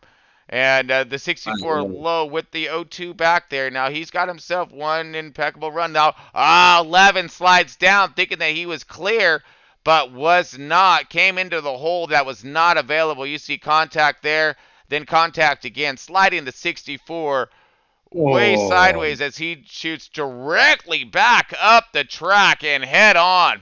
Oh, and then the 11 gets him again. Oh, my goodness. Yeah, nar action right there. Oh, straight into the wall. Absolutely. Nice. Wow. I'm watching on a little delay, but I feel your pain. Woo! Woo! Right? Oh my goodness. So, man, here we are again in pit road. Will this change anything when it comes to our fuel strategy? I do not believe we are inside the 20. I think inside the 20 is where it's that's where that fuel save or close to, if it goes green from there. See all cars back on pit lane here. I will actually check in with the drivers right now. Find out. Right on. Thank you there, Steve. Copy all of that. So, thank goodness we got Steve up here giving us a great hand tonight as we lost tracking in the race tonight. So we are on cameras only. Of course, we have our race information here, of course, but nothing that we can display over to race fans right now, which is very, very unfortunate. But we do have the 50 scored as our race leader at the moment, as we are in the on a caution, and after that contact that we just seen. So the hold not quite there, slid down into it, and bam! Yeah, that's it. A flash of an eye, and it, that's it. But great race and great run, with these guys, getting to know these next gen cars in this, in the super speedway style of a platform here. Boy, Chris, this changes everything. But I just spoke with the drivers. When they take green, it's going to be 20 laps. Oh wow! This is huge. They had an opportunity to do this in the first stage, and there was a caution that came out, so they weren't able to see who could make it on fuel. But it's definitely an option to make it on fuel. As far as you get 17 laps of fuel, to your tank. So stretching it in the draft is an issue. Whoever's leading is not going to make it. So you're going to see these guys shuffling constantly, trying to get their car to be able to make it to the end of this race. It's going to be crazy to watch. Wow. There's no more confidence from here on out. This is definitely going to be interesting. Oh, 100% there on that one. That's going to be very impressive. Again, when it comes to these guys and what they're. So here we go. 50 coming in, pitting right now. Leaders getting some top off of tanks, and hopefully they're going to be able to do that fuel management like they're looking for.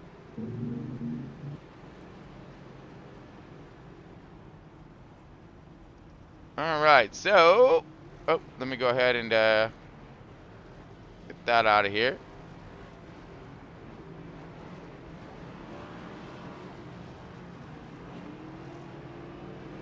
All right, so under caution right now. Okay, Steve, you got a copy? I sure do. All right, so my man Steve Jaworski here, a.k.a. Bad Fast Marley, one of the renowned drivers over in NASCAR Heat 5, has amazing setups out for everybody over there. Super fast, some of the fastest in the program. We got NASCAR 21 Ignition coming to light, bud. We got a little bit of footage here that we can show of that here and give a quick little I'd love to see it. Let's go ahead and get that. Then let's get your thoughts on this matter and how excited you must be with this thing getting launched off here. Fire it up.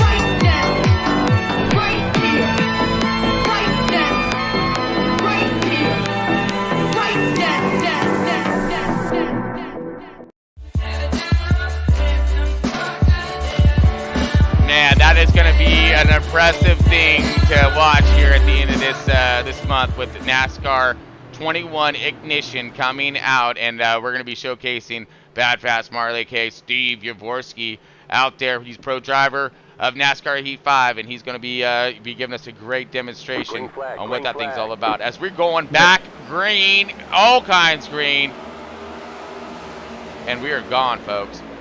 Coming inside the last 20 laps of tonight's race here. As you see, the field has dwindled just down a little bit here, but we're going to see lots of strategies to be obtained at these closing laps of tonight's race. All this brought to you tonight by Blaze Pizza, right there on track as well. As you see him running now into that 5th, 6th positions. Blaze Motorsports really starting to show their stuff out here as they're getting themselves up to speed. See the top 5 all lined up with more to come. I'll tell you what, cars that don't think that they're gonna make it, they're gonna definitely make some moves here early in the beginning. Try to get that track position, try to run away with this thing. You know, from the drivers that are gonna try to save to try to make it.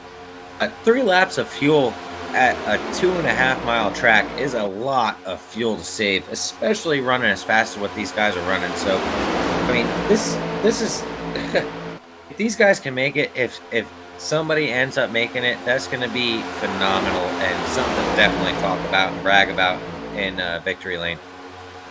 Oh, 100%. As you see a little bit of Tyson and slicing back here toward the back as runs are being taken right now and positions given at the moment. So a little bit of give and take there as we're seeing some rotating of positions, moving, looks like the 45 of Noel Holmberg up into the top 10, or staying in that top 10 right there behind Tom Freitas, his teammate, right?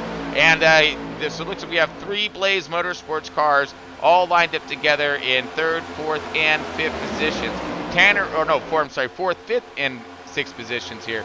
Tanner Moore in that 7th position. You see that 4 car right here up on your screen. He is running in that 7th position, so look for him to maybe follow the charge of the Blaze Motorsports team and see if they're going to be able, if he can maybe do a surprise attack on them, not see it coming at the end.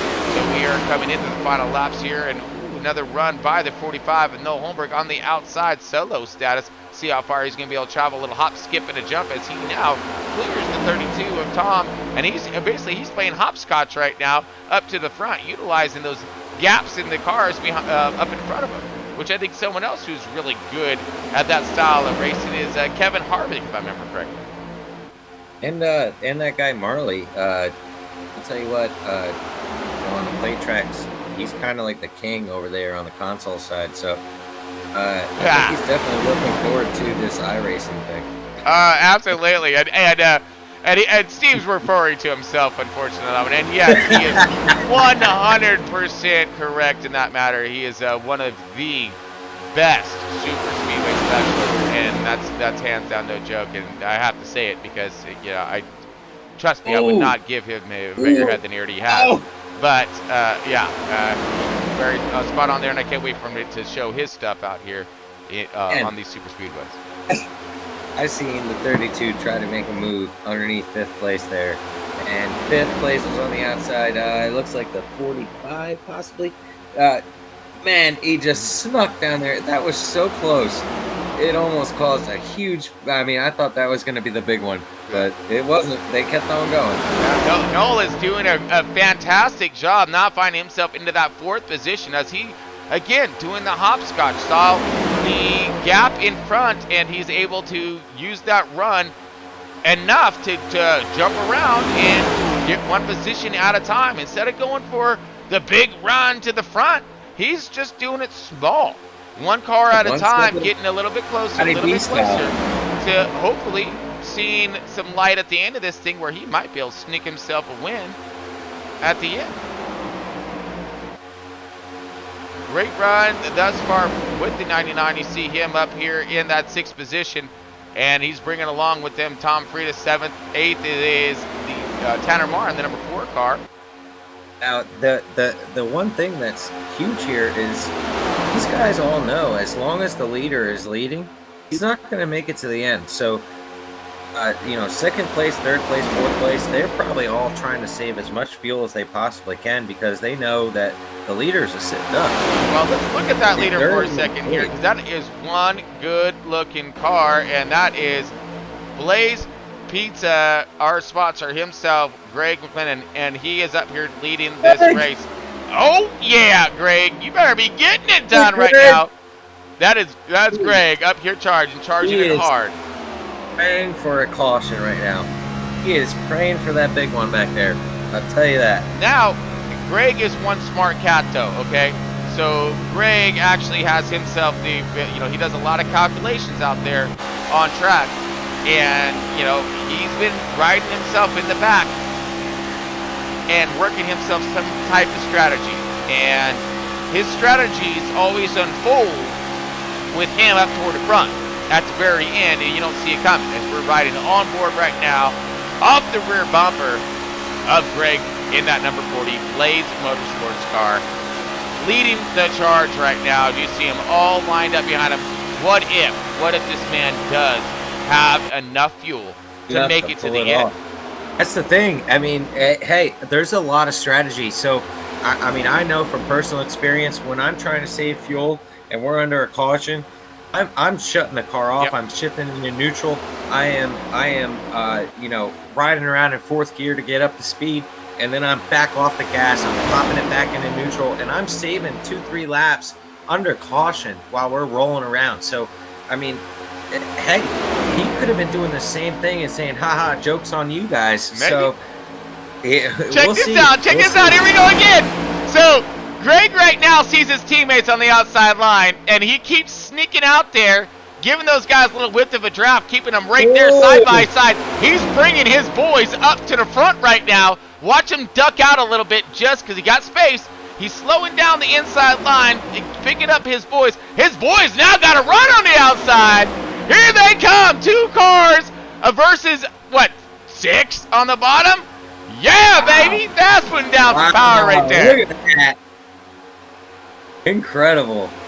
That's a teammate right there. Look at that. Yep, and he keeps popping out there just enough to keep those guys in motion. Ooh, Tom, just a little bit of a bobble there. As you see, with that bobble, those guys have to be perfect on the outside. Now he's going to, here you go, jump to the outside, get a whip at the draft of the lap down car. He's going to get a fat run right here. Tom's going to follow him right there. Well, that move looks familiar, doesn't it?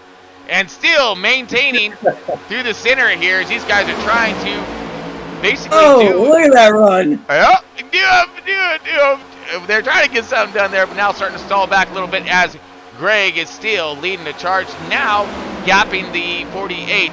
But we're looking for the 45. The 45 of Noel, now he jumps to the outside. He was doing the hop, skip, and a jump, but he wanted to get out here with his boys. And that's another, now we got all Blaze Motorsports outside right now. And let's see if that 45 of Noel can get up there. There on that outside, Chris. I mean, it seems to me like they're running full, and them guys on the bottom are running a little bit half on the straightaways because they are keeping right there on that outside. They're side by side. They're actually ahead of third place. Woo! I mean, they're keeping it right there, pacing along with that inside line. Those guys have been out there together for a long minute now, and we've seen the 45 was out there, but ducked down to the bottom. Maybe he's looking for that other run. As it looks like we may have another someone else joining the party here. That's the 02, Scotty Stevens in the outside right now trying to get. Oh, here we go! Great run by the outside line. Here comes Buster, that 99 Mountain Dew machine, bringing the 32 right along with them. Still not clear yet, but drag race for the lead. Down the backstretch right now. Strategy. I'm excited to see this. Is Greg actually holding up that inside line to let his teammates in front of him so that now he can save the gas? That is. This is going to be. Woo, there's so many things going on right here now. Yep, and again, he's running and trying to keep that bottom line pinned. Now the outside line. Here come his teammates right now with another fat charge coming across the start chicken line, and the 40 car is still going to lead this thing, but we got a side-by-side battle with second, third, and fourth and fifth right there. Just getting it done. Good side driving right there, coming into 1 and 2, round and center.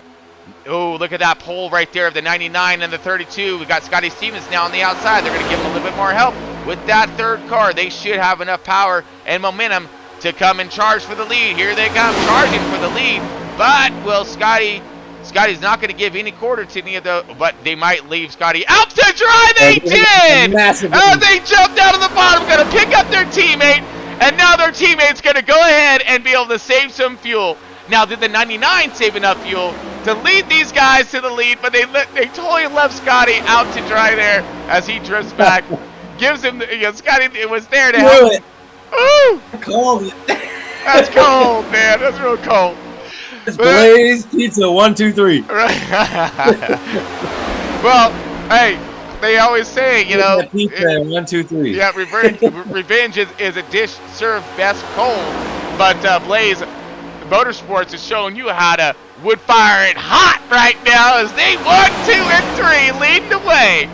Rounded down to the end of this race, and I know it's coming quick. Speaking of that,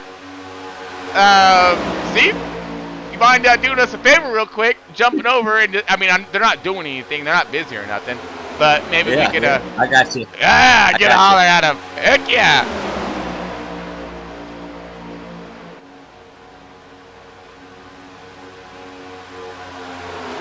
All right, still here we go. Lined up, we got Blaze Motorsports 1, 2, and 3. We got the 99 of Busta. My man Michael Wood right there leading this thing in the Mountain Dew machine. We got the 32 of Tom Frida's going to start in charge in that second position. And in the third position, we got Greg, Blaze Man himself right there. Man, doing a fantastic job. And we're talking that is how you do teamwork. Team Blaze is pitting this time by. Okay.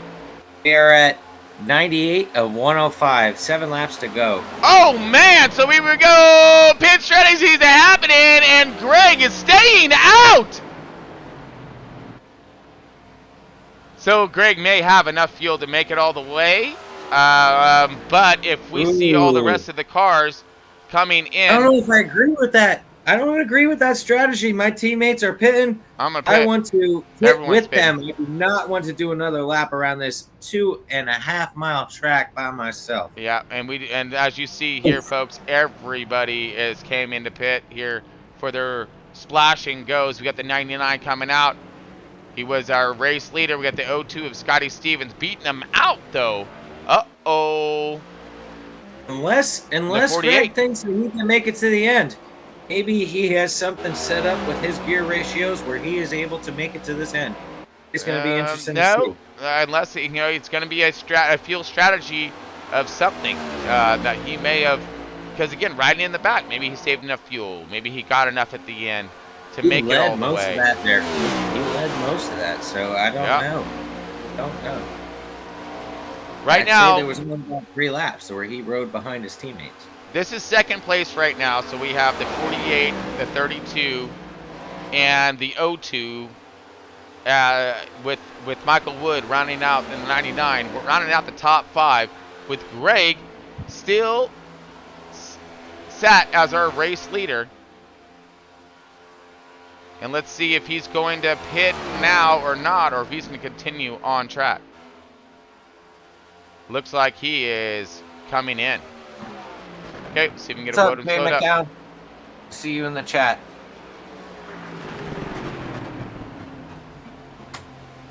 Okay, so Greg is now into pit lane. Our leader's in, but he's coming in alone. So maybe, could he have just missed pit lane? It's possible. He was stuck there on the outside of them guys, so maybe he thought he might not make it in the inside that orange box. It's possible. Okay. It's possible. There's a lot of heat coming into their kitchen. So. Oh, absolutely. And right now we got, Blaze trying to fire it up right now as, he's riding around Tom Frida's in that second position. And he is on the bumper of the 48. So let's look back just a little bit here. I'll just go to a little bit, wider of a view here and see where everybody, where they are as opposed to where the leaders are on track. So we see, and some guys made a lot of track up on pit road. It makes you wonder if it looks like maybe Tom and the 48 took fuel only to make it to the end, and maybe the guys that are about 6 seconds behind them maybe took just right side tires only. It's looking like there was a bunch of different strategies, and there weren't a lot of people on the same page, which makes for some great racing here coming to the end. And you see it coming to the end. We are, as we see the leaders right here, and then we'll drift back a little bit to Greg catching the draft now. Greg was our leader as he stayed out, but he did catch these guys. Now, will he be able to ascertain their draft and utilize, and these guys can utilize that extra speed between the three of these cars and catch up to the leaders in time to get to the end? Three is probably about, I'd say about 4 to 5 tenths a lap quicker at a restrictor plate than 2 cars. So they can definitely make up that ground. We got about 4 laps to go, I'd say. Okay, I mean, but we did see 2 cars, at least on the outside, maintaining ground, so we know that 2 cars can really hook up together and produce some decent lap times and speed out here on track. So that will help them, but as we look back, that gap is shrinking now between the second and third place. Third place bringing him his little crew, but Greg right there is just a little outside of their draft. Will he catch him right here on the backstretch? Not there enough to really help. So here we go, starting to gain a little bit more. Is catching. It really does. It looks like that second pack is catching. Are they going to have enough time? That's going to be the thing. If Greg can catch up to them, he looks like he's right there. He's just on the border of their draft. If he can get there, they can catch them. So here comes Tom. Tom was, you see him dip out a little bit there?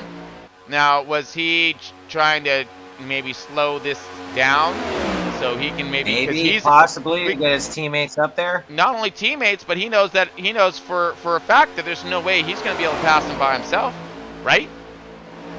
He can if he drags back a little bit and gets a good run.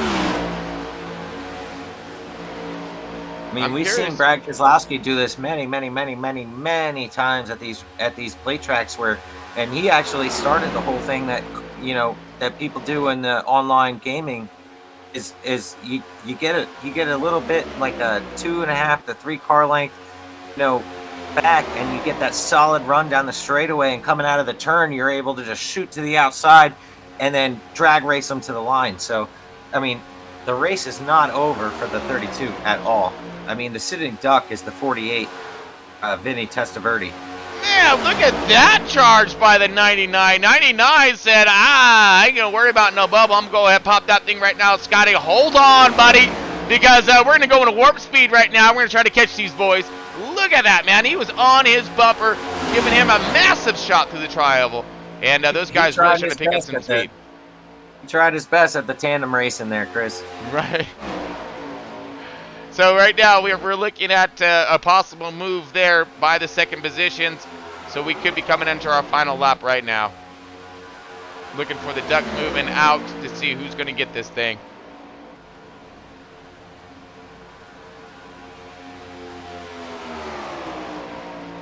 Keeping it on our leaders. Tom looking outside. Willing and slowing. Ooh, Tom looking way outside. Well, that's it right there. It does look as if that was the race here, folks. Again, our tracking is down at the moment, and it is. It's over. The 48 is going to take it. Congratulations, Andrew. Heck yeah, man. Putting that Ford Mustang in victory lane. That's the first thing I've seen the Jets win in a long time. All right, let's get us on over to our victory lane and get him all lit up here.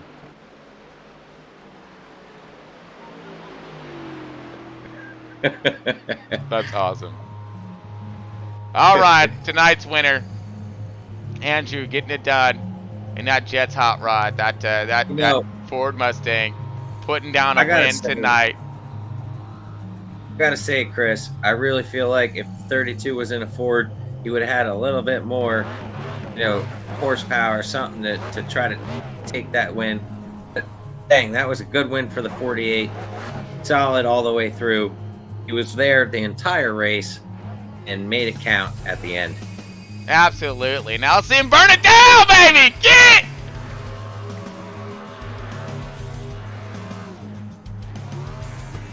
Your winner.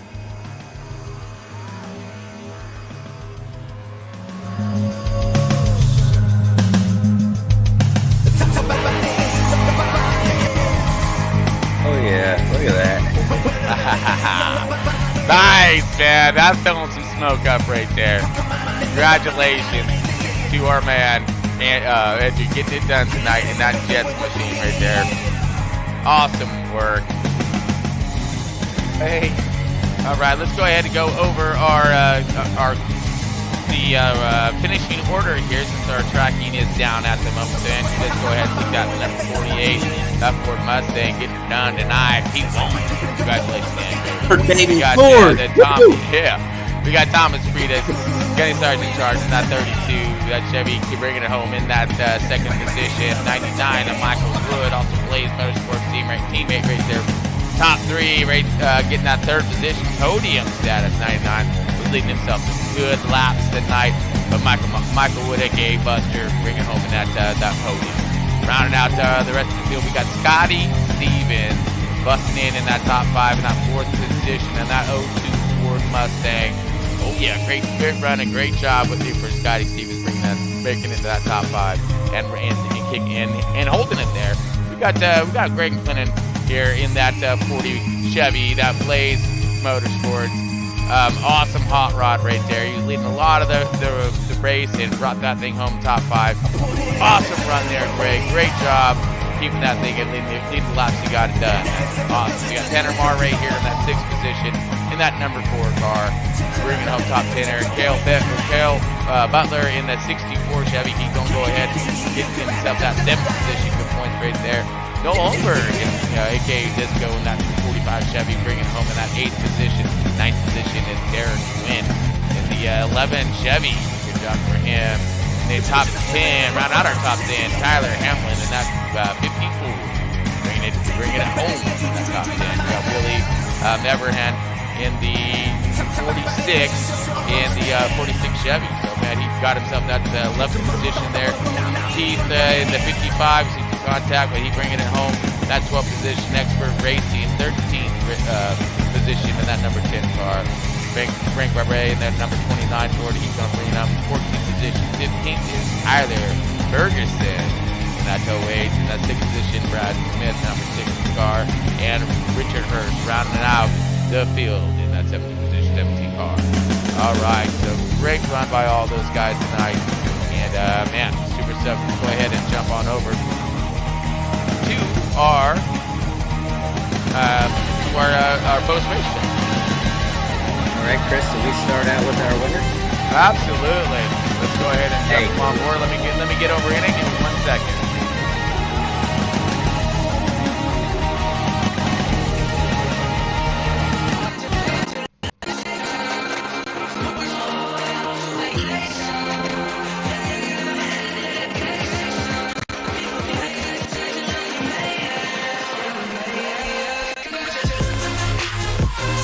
All right, Next Gen Broadcast and Post-Race Show. Welcome in, fans.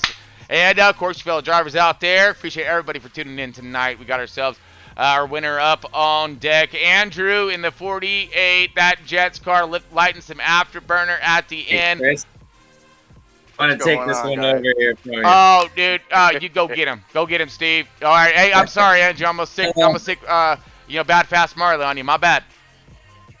Hey, Andrew Schroeder, congratulations on your W. And this is the first time I've seen the Jets win anything in a long time. And I knew you were going to say that. I want to ask you, were you nervous at all that, about the 32 being behind you in a Chevy, or were you just like, nope, I got a Ford, I'm gonna win this thing? No, I was worried about the Blaze guys. I know they were all teamed up, and in Chevys. I still can't believe that they. I don't know what happened, how they got all split up, and but I'm glad Tom decided to push and not really try to drag it back, because they would have ran us over if we would have started battling it out. So kudos to him, definitely. You were definitely there the entire race. We always seen you. You were in contention. You know, I had a little mishap coming out of the pits, so I had to go to the back because I had to do a little repair. But other than that, it was good. Good race. You were basically top 5 the whole race, and we seen you battling up there.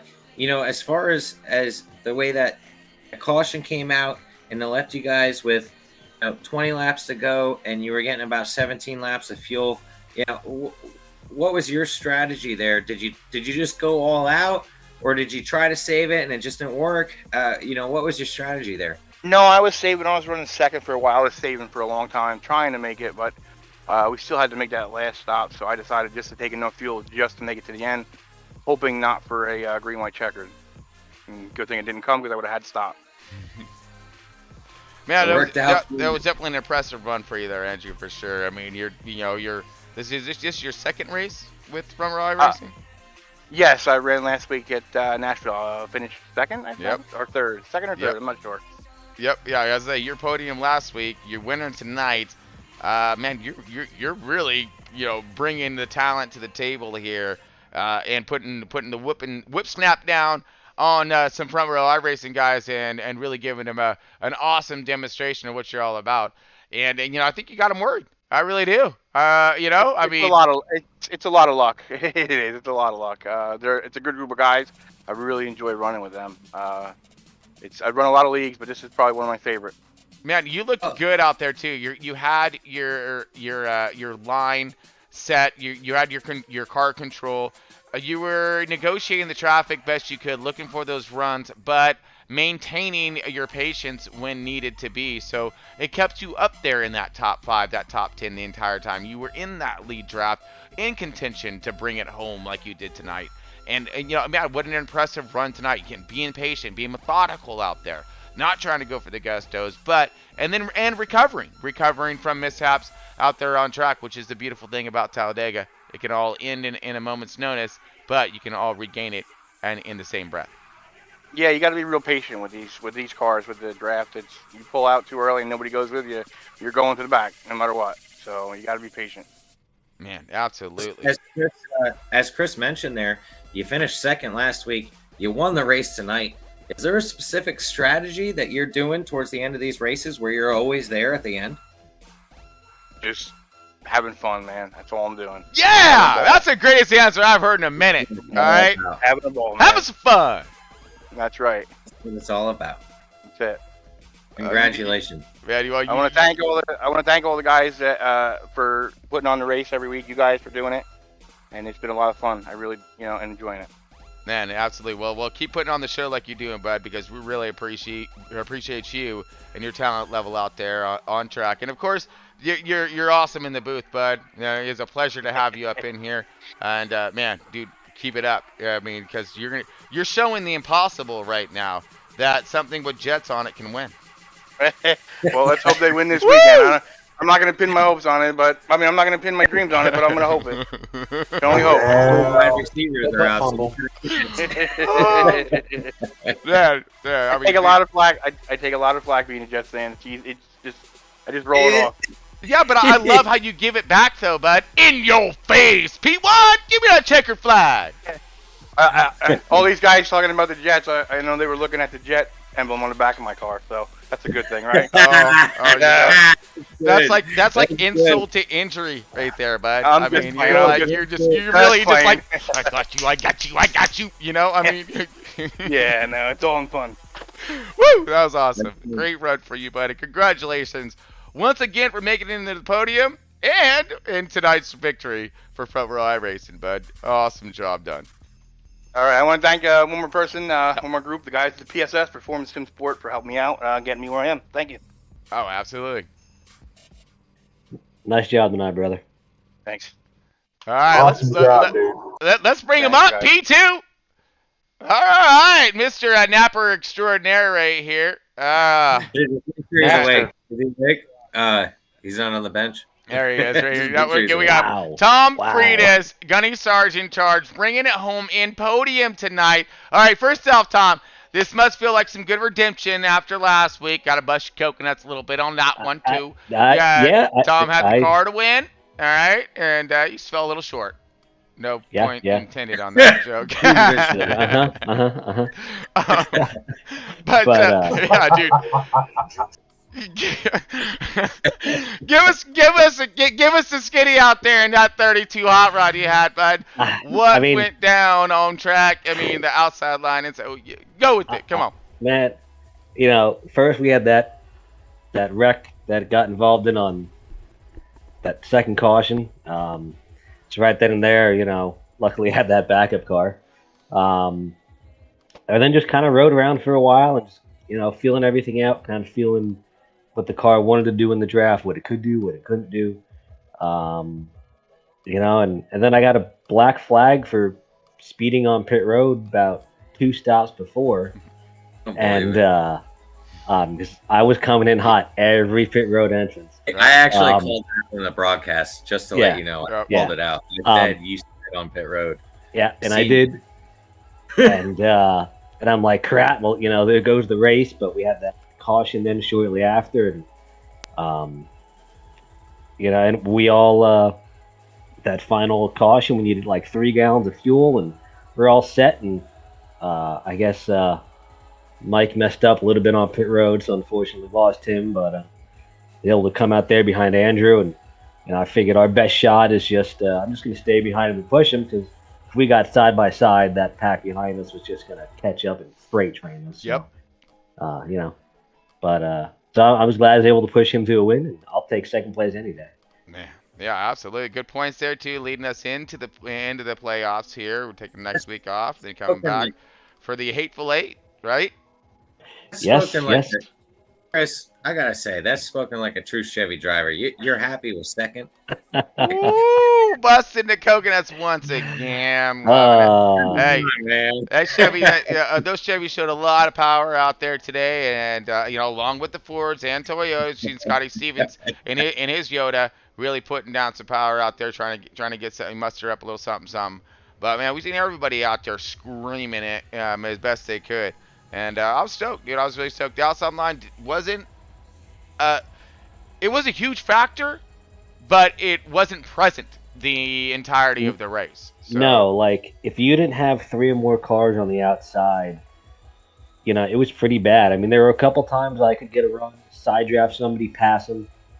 I know Mike and I were working there before that final pit stop, and, you know, we worked our way up to, like, second and third on the outside, and just couldn't get by them no matter what we did. And then I believe it was Scotty who came up and just laid on my back bumper, and then I just, you know, pushed Mike and I to the front. So I appreciate that for sure. But and left him out to dry.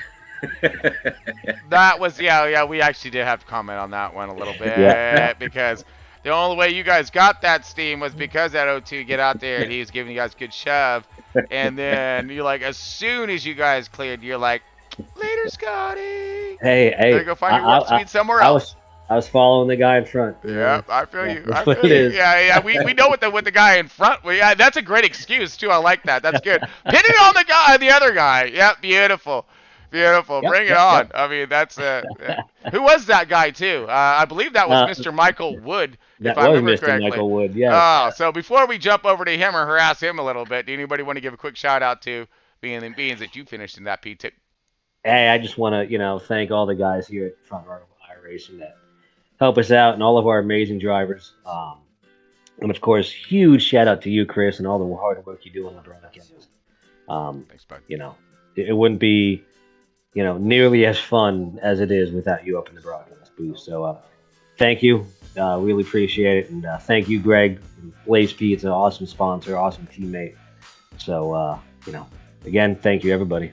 Yeah, much appreciated there, Tom. And man, it's a pleasure, and it is so much fun having the opportunity and ability to do this for our fans out there, of course, and for all of our drivers out there on track, putting down a really good show and being able to showcase it. And that's what we're all about there, man. So great job tonight here, bud, and continue on, because you need it. You're gonna need it big time. So. Oh yeah, I'm looking forward. You know.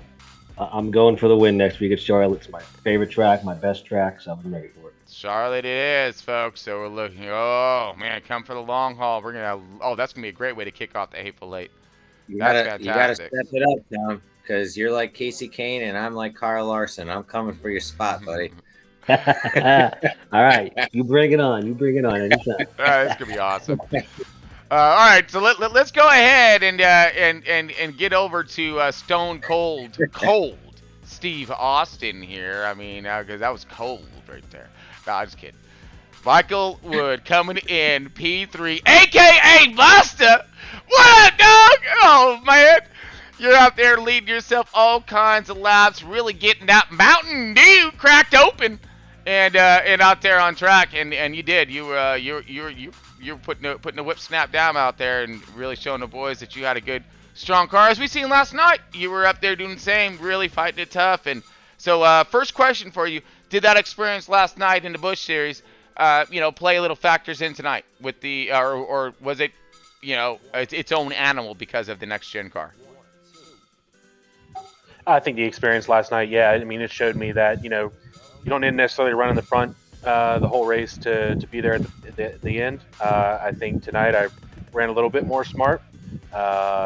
Just trying to keep my car healthy, clean, and that way I can do a final run there at the end.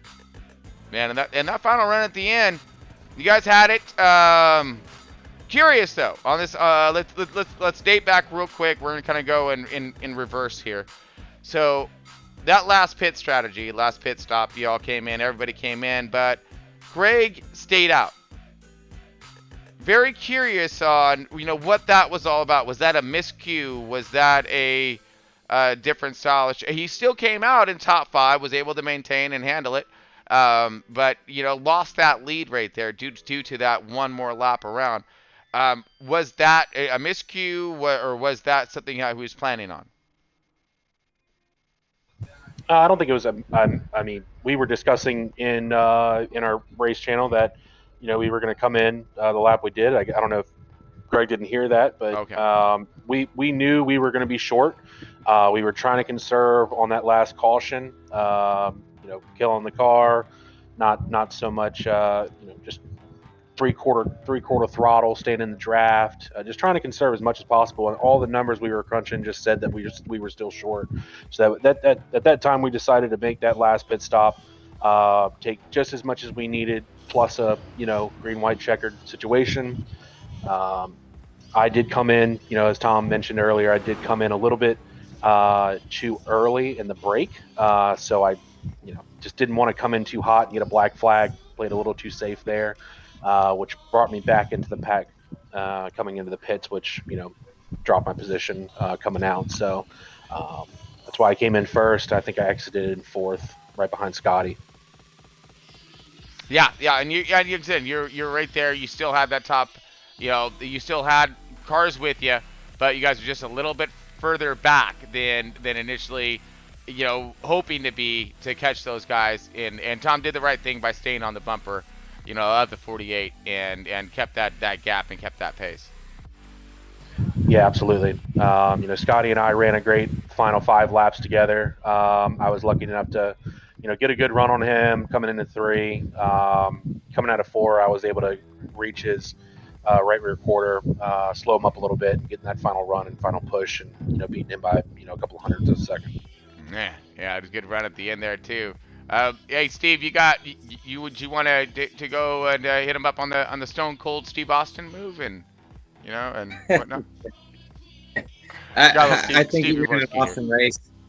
I think you ran an awesome race. I think that if you had a couple more guys behind you, then you might have been able to, run down them front two.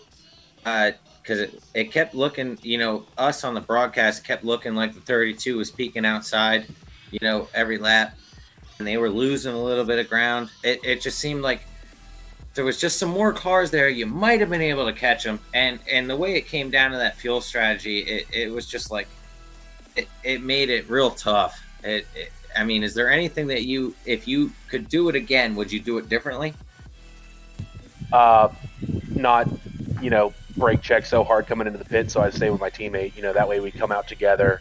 Tom and I discussed during that last few laps there, hey, does Tom hold back, kind of give Andrew, kind of run on his own? Does he come back with Scotty and I, and then we can get a run to catch up to Andrew and make that final push past him. But we just didn't think we had enough laps to do that. I think if we had a few more laps at the end of the race, that probably would have been a viable option. Just kind of leave Andrew alone and get that one final run on him. But at the end of the day, I think we made the right call by Tom just staying on his bumper and us just settling for second and third. I mean, I came in here trying to get top 5, just trying to clinch my spot in the Hateful Eight, and mission accomplished. I'll take third any day if it clinches my position in the playoffs. Man, sounds like you guys had great communication, and sounds like this race benefited greatly for both of you. So absolutely. Communication is key here. Especially in these next gen cars. These next gen cars by themselves are, you could get freight trained so easily. Andrew said it earlier. If you don't have, or I think Thomas said it earlier. If you don't have, 3 or 4 cars running the same line you are consistently, you're not going to make any progress, because I'm sure you guys were able to see it. The runs were there, but to completely make that run and make that pass, it takes a lap or so to finally get past that group. So it takes a lot of persistence in that run, and not so much giving up and tucking back in. It's sticking with it. Absolutely. And also it looked as if holding that outside line, making sure that you stayed in a very, very dynamic line out there. If those cars were snaking around a bit, you needed every bit of the draft, is what I'm trying to describe. Is that there was no opportunity for anyone to push or fall out of line, or not be bumper to bumper out there. You needed every bit of it. Absolutely. I mean, if you pop out of the draft for a split second, the car behind you is just going to come and take your place. I mean, the draft is that strong in these cars. And you need to understand the draft on these super speedways and these next gen cars. And have you guys considered switching manufacturers, like to Ford? Never. Here we go. Yeah. Negative. Yeah. They want to continue placing up here in the podium. We're just kidding. Hey, congratulations on your podium finishes tonight, and great job. Yeah, thank you. Fantastic run. And again, anybody you want to give a quick shout out to before we let you out of here, bud? Yeah, I want to thank my wife for letting me race, every night, and she. Right. We just had a new kid. Well done. Well done.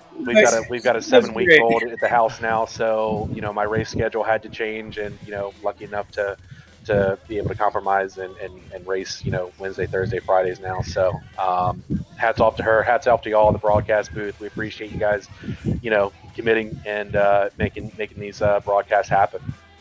Appreciate that. Congratulations. Yeah. Hey, and definitely give your head crew chief out there, our regards to taking over responsibilities of New Whittle and letting you get your race on. So definitely share our enthusiasm and our appreciation for it as well. Absolutely. All right, so we do have Greg here up on deck, and man, we got to bring him up in this thing. So let's hope he on board here. Greg, you got a copy? Oh yeah, I'm here. All right, there he is, Greg, my man. Hey, you had yourself one fun run out there, bud. All right, and we've got to touch base with you. You finished this thing up in the top 5 right there, but we got to touch base with you on that run when you were leading and you were doing something very impressive. You saw your teammates up there on the outside. You were dipping out enough to give them sniff of the draft, keeping their momentum built up. Mike was doing everything he could to, utilize any other drafts to get that run. But you were able to pull your teammates around you from the lead, and you fell into that third position, hoping to, I'm guessing, to save fuel, right? Can you elaborate on your emotions on what went down in that? Because that was very impressive. Well, I tell you what I was doing. Get some. I knew my teammates were coming, so I wanted to give them a little bit of space to be able to run their line if they wanted to. And then, when the opportunity presented itself, when I realized I was 3/10 of a gallon short on fuel, I decided to let my teammates around me so I could try to conserve fuel. But at the same time, I knew I was giving up the lead and possibly the win. So I gave that to my teammates, okay? And all of a sudden, I found myself finishing out in the top 5, which is disappointing for me, but at the same time for Blaze Motorsports, and that's all I'm speaking for right now, is Blaze Motorsports. It's all of that in a bag of chips. And by the way, we are home of big friendly smiles, lively fun interactions. We always say yes. Zoom, go really fast, and exceed expectations. That's Blaze all the way. But anyway, back to the race. I think we had a great run tonight, and I think that coming into the next season, I think Blaze Motorsports will have something for maybe the next Kings. I think that's the team that we have to focus on. Yeah. All right, man. Blaze bringing it to you, and he bringing it to you in a Halloween tense right there, bud. Because anybody that thought the Undertaker was done is wrong. No, you're wrong. Undertaker's coming back for Halloween, folks. All right, and he's coming in the form of Blaze Motorsports. All right. Yeah, that's our man Greg right there. Awesome sponsor, Blaze Pizza owner right there. He owns multitude of different locations, and his contribution, and not only with announcing an amazing product, which is the Blaze Pizza chain is amazing. If you haven't had a Blaze Pizza, you really need to check one out. They're fantastic, all wood fired. All done in a moment's notice, for less than 5 minutes from the time you build it to the time they put it in that oven. About 5 minutes. So it is quick, it is delicious, and it is cost effective. So you look for a Blaze Pizza near you because you will not be disappointed 100%. But Greg, you fantastic job tonight, pulling off some amazing moves. Hey, you guys have done a tremendous job over here, and I really enjoy racing over here, and there's some great racing tonight, and I just look forward to things to come. And just like I said, I can tell you that there's some big things coming. Stay tuned, join up, subscribe to Next Gen Generation Broadcast, tune in to our webpage. You will not be disappointed. We aim to please not only in your bellies, folks, with Blaze Pizza, but here in the broadcast as well, with Greg Clennon right there helping out the Front Row iRacing cause, and of course the Next Gen to bring all this to you, folks. And we're gonna bring it to you. We're gonna bring as much as we can all through wintertime and into next season. And again, all the help of Blaze here.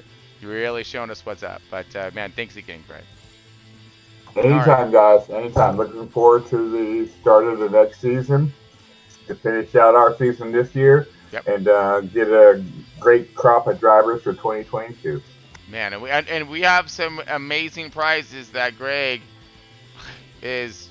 We're going to let him go into it, but look for those promo vids that we're going to be throwing out. Those are coming. Yeah. You already know what they are, but I don't want to give them out at the beginning. No, our fans don't. Our fans do not know, and only the drivers have heard about what's going down, and at least the drivers now involved in Front Row iRacing on some of these prizes that are going to be able to be won here by the Front Row iRacing 2022 season, and they are impressive, like super impressive. Let's just say that I'm trying to talk someone else into broadcasting so I can race. Okay. I know, right? Yes. But yes, Greg, thanks again for everything you do. Plus, you're racing out there. You put on one heck of a show and demonstrating what can happen when you have some teams out there and team effort and teamwork. So absolutely, that was fantastic, bro. Absolutely loved it. And you guys out there in YouTube land, once again, check out Next Gen Broadcasting. Join Front Row iRacing to see what we got going on here, because I can assure you, without a shadow of a doubt, you will have a great experience here. I promise that. Yeah, absolutely. Greg, well spoken. Well spoken. Hard to follow with that one, man. That was great. That was fantastic. Thanks again, Greg. We're going to let you get on out of here, and let's holler at my man Steve Yavorski, a.k.a. Bad Fast Marley, one last time before we go and get on out of here. Copy that. You guys have a great night. All right, thank you, Greg. Take care, bud. All right, Steve, you got a copy? Yeah, I got a copy there, All bro. right, so Steve Yavorski here, pro driver, NASCAR Heat 5, and, again, rolling his efforts over to Ignition here soon. NASCAR 21 Ignition, fantastic program we're all looking to see. So, the hype's out there, and, but not a lot of word about what's going on. I'm excited. This Ignition is looking more and more like it's going to be just like, iRacing. This is the first time ever on console where you're going to be able to control your car on and off of pit road. That's cool. You're going to have in race, control of your brake bias and sway bars. Your track bars, I should say. There's so many different things. Like the entire layout of the game is going to be completely different. The gameplay is more realistic. Racing itself is more realistic. The bubble is supposed to be gone. It's really, it's looking up. So, yeah. How's Next Gen going to be bringing it to him, bud? Because fast and real. That's the only way. It's just none of us really know how this is going to be. We've only seen sneak peeks and stuff, but you can tune into Next Gen Broadcasting 2 days before the release date, because we have we'll be showing you exactly what the game's going to give you 2 days beforehand. We're going to be streaming live 24/7 2 days before. Yep. So we're on it. We're going to be on that one. So again, Next Gen Broadcasting bringing us every style of racing here, folks. And we're going to be having a front row eye for front row Ignition. So make sure you drivers out there stay tuned to that. Steve Yavorski, pro driver here, he's going to be orchestrating all that. Yeah, and again, just to reiterate, this is not a NASCAR Heat game. This is supposedly going to be the closest thing that console has ever been to iRacing. So, we are all looking forward to it, and we're hoping that it's as good as it sounds. So, it's going to be a lot of fun, and we hope to bring it to you 2 days before this stuff even comes out. I love it.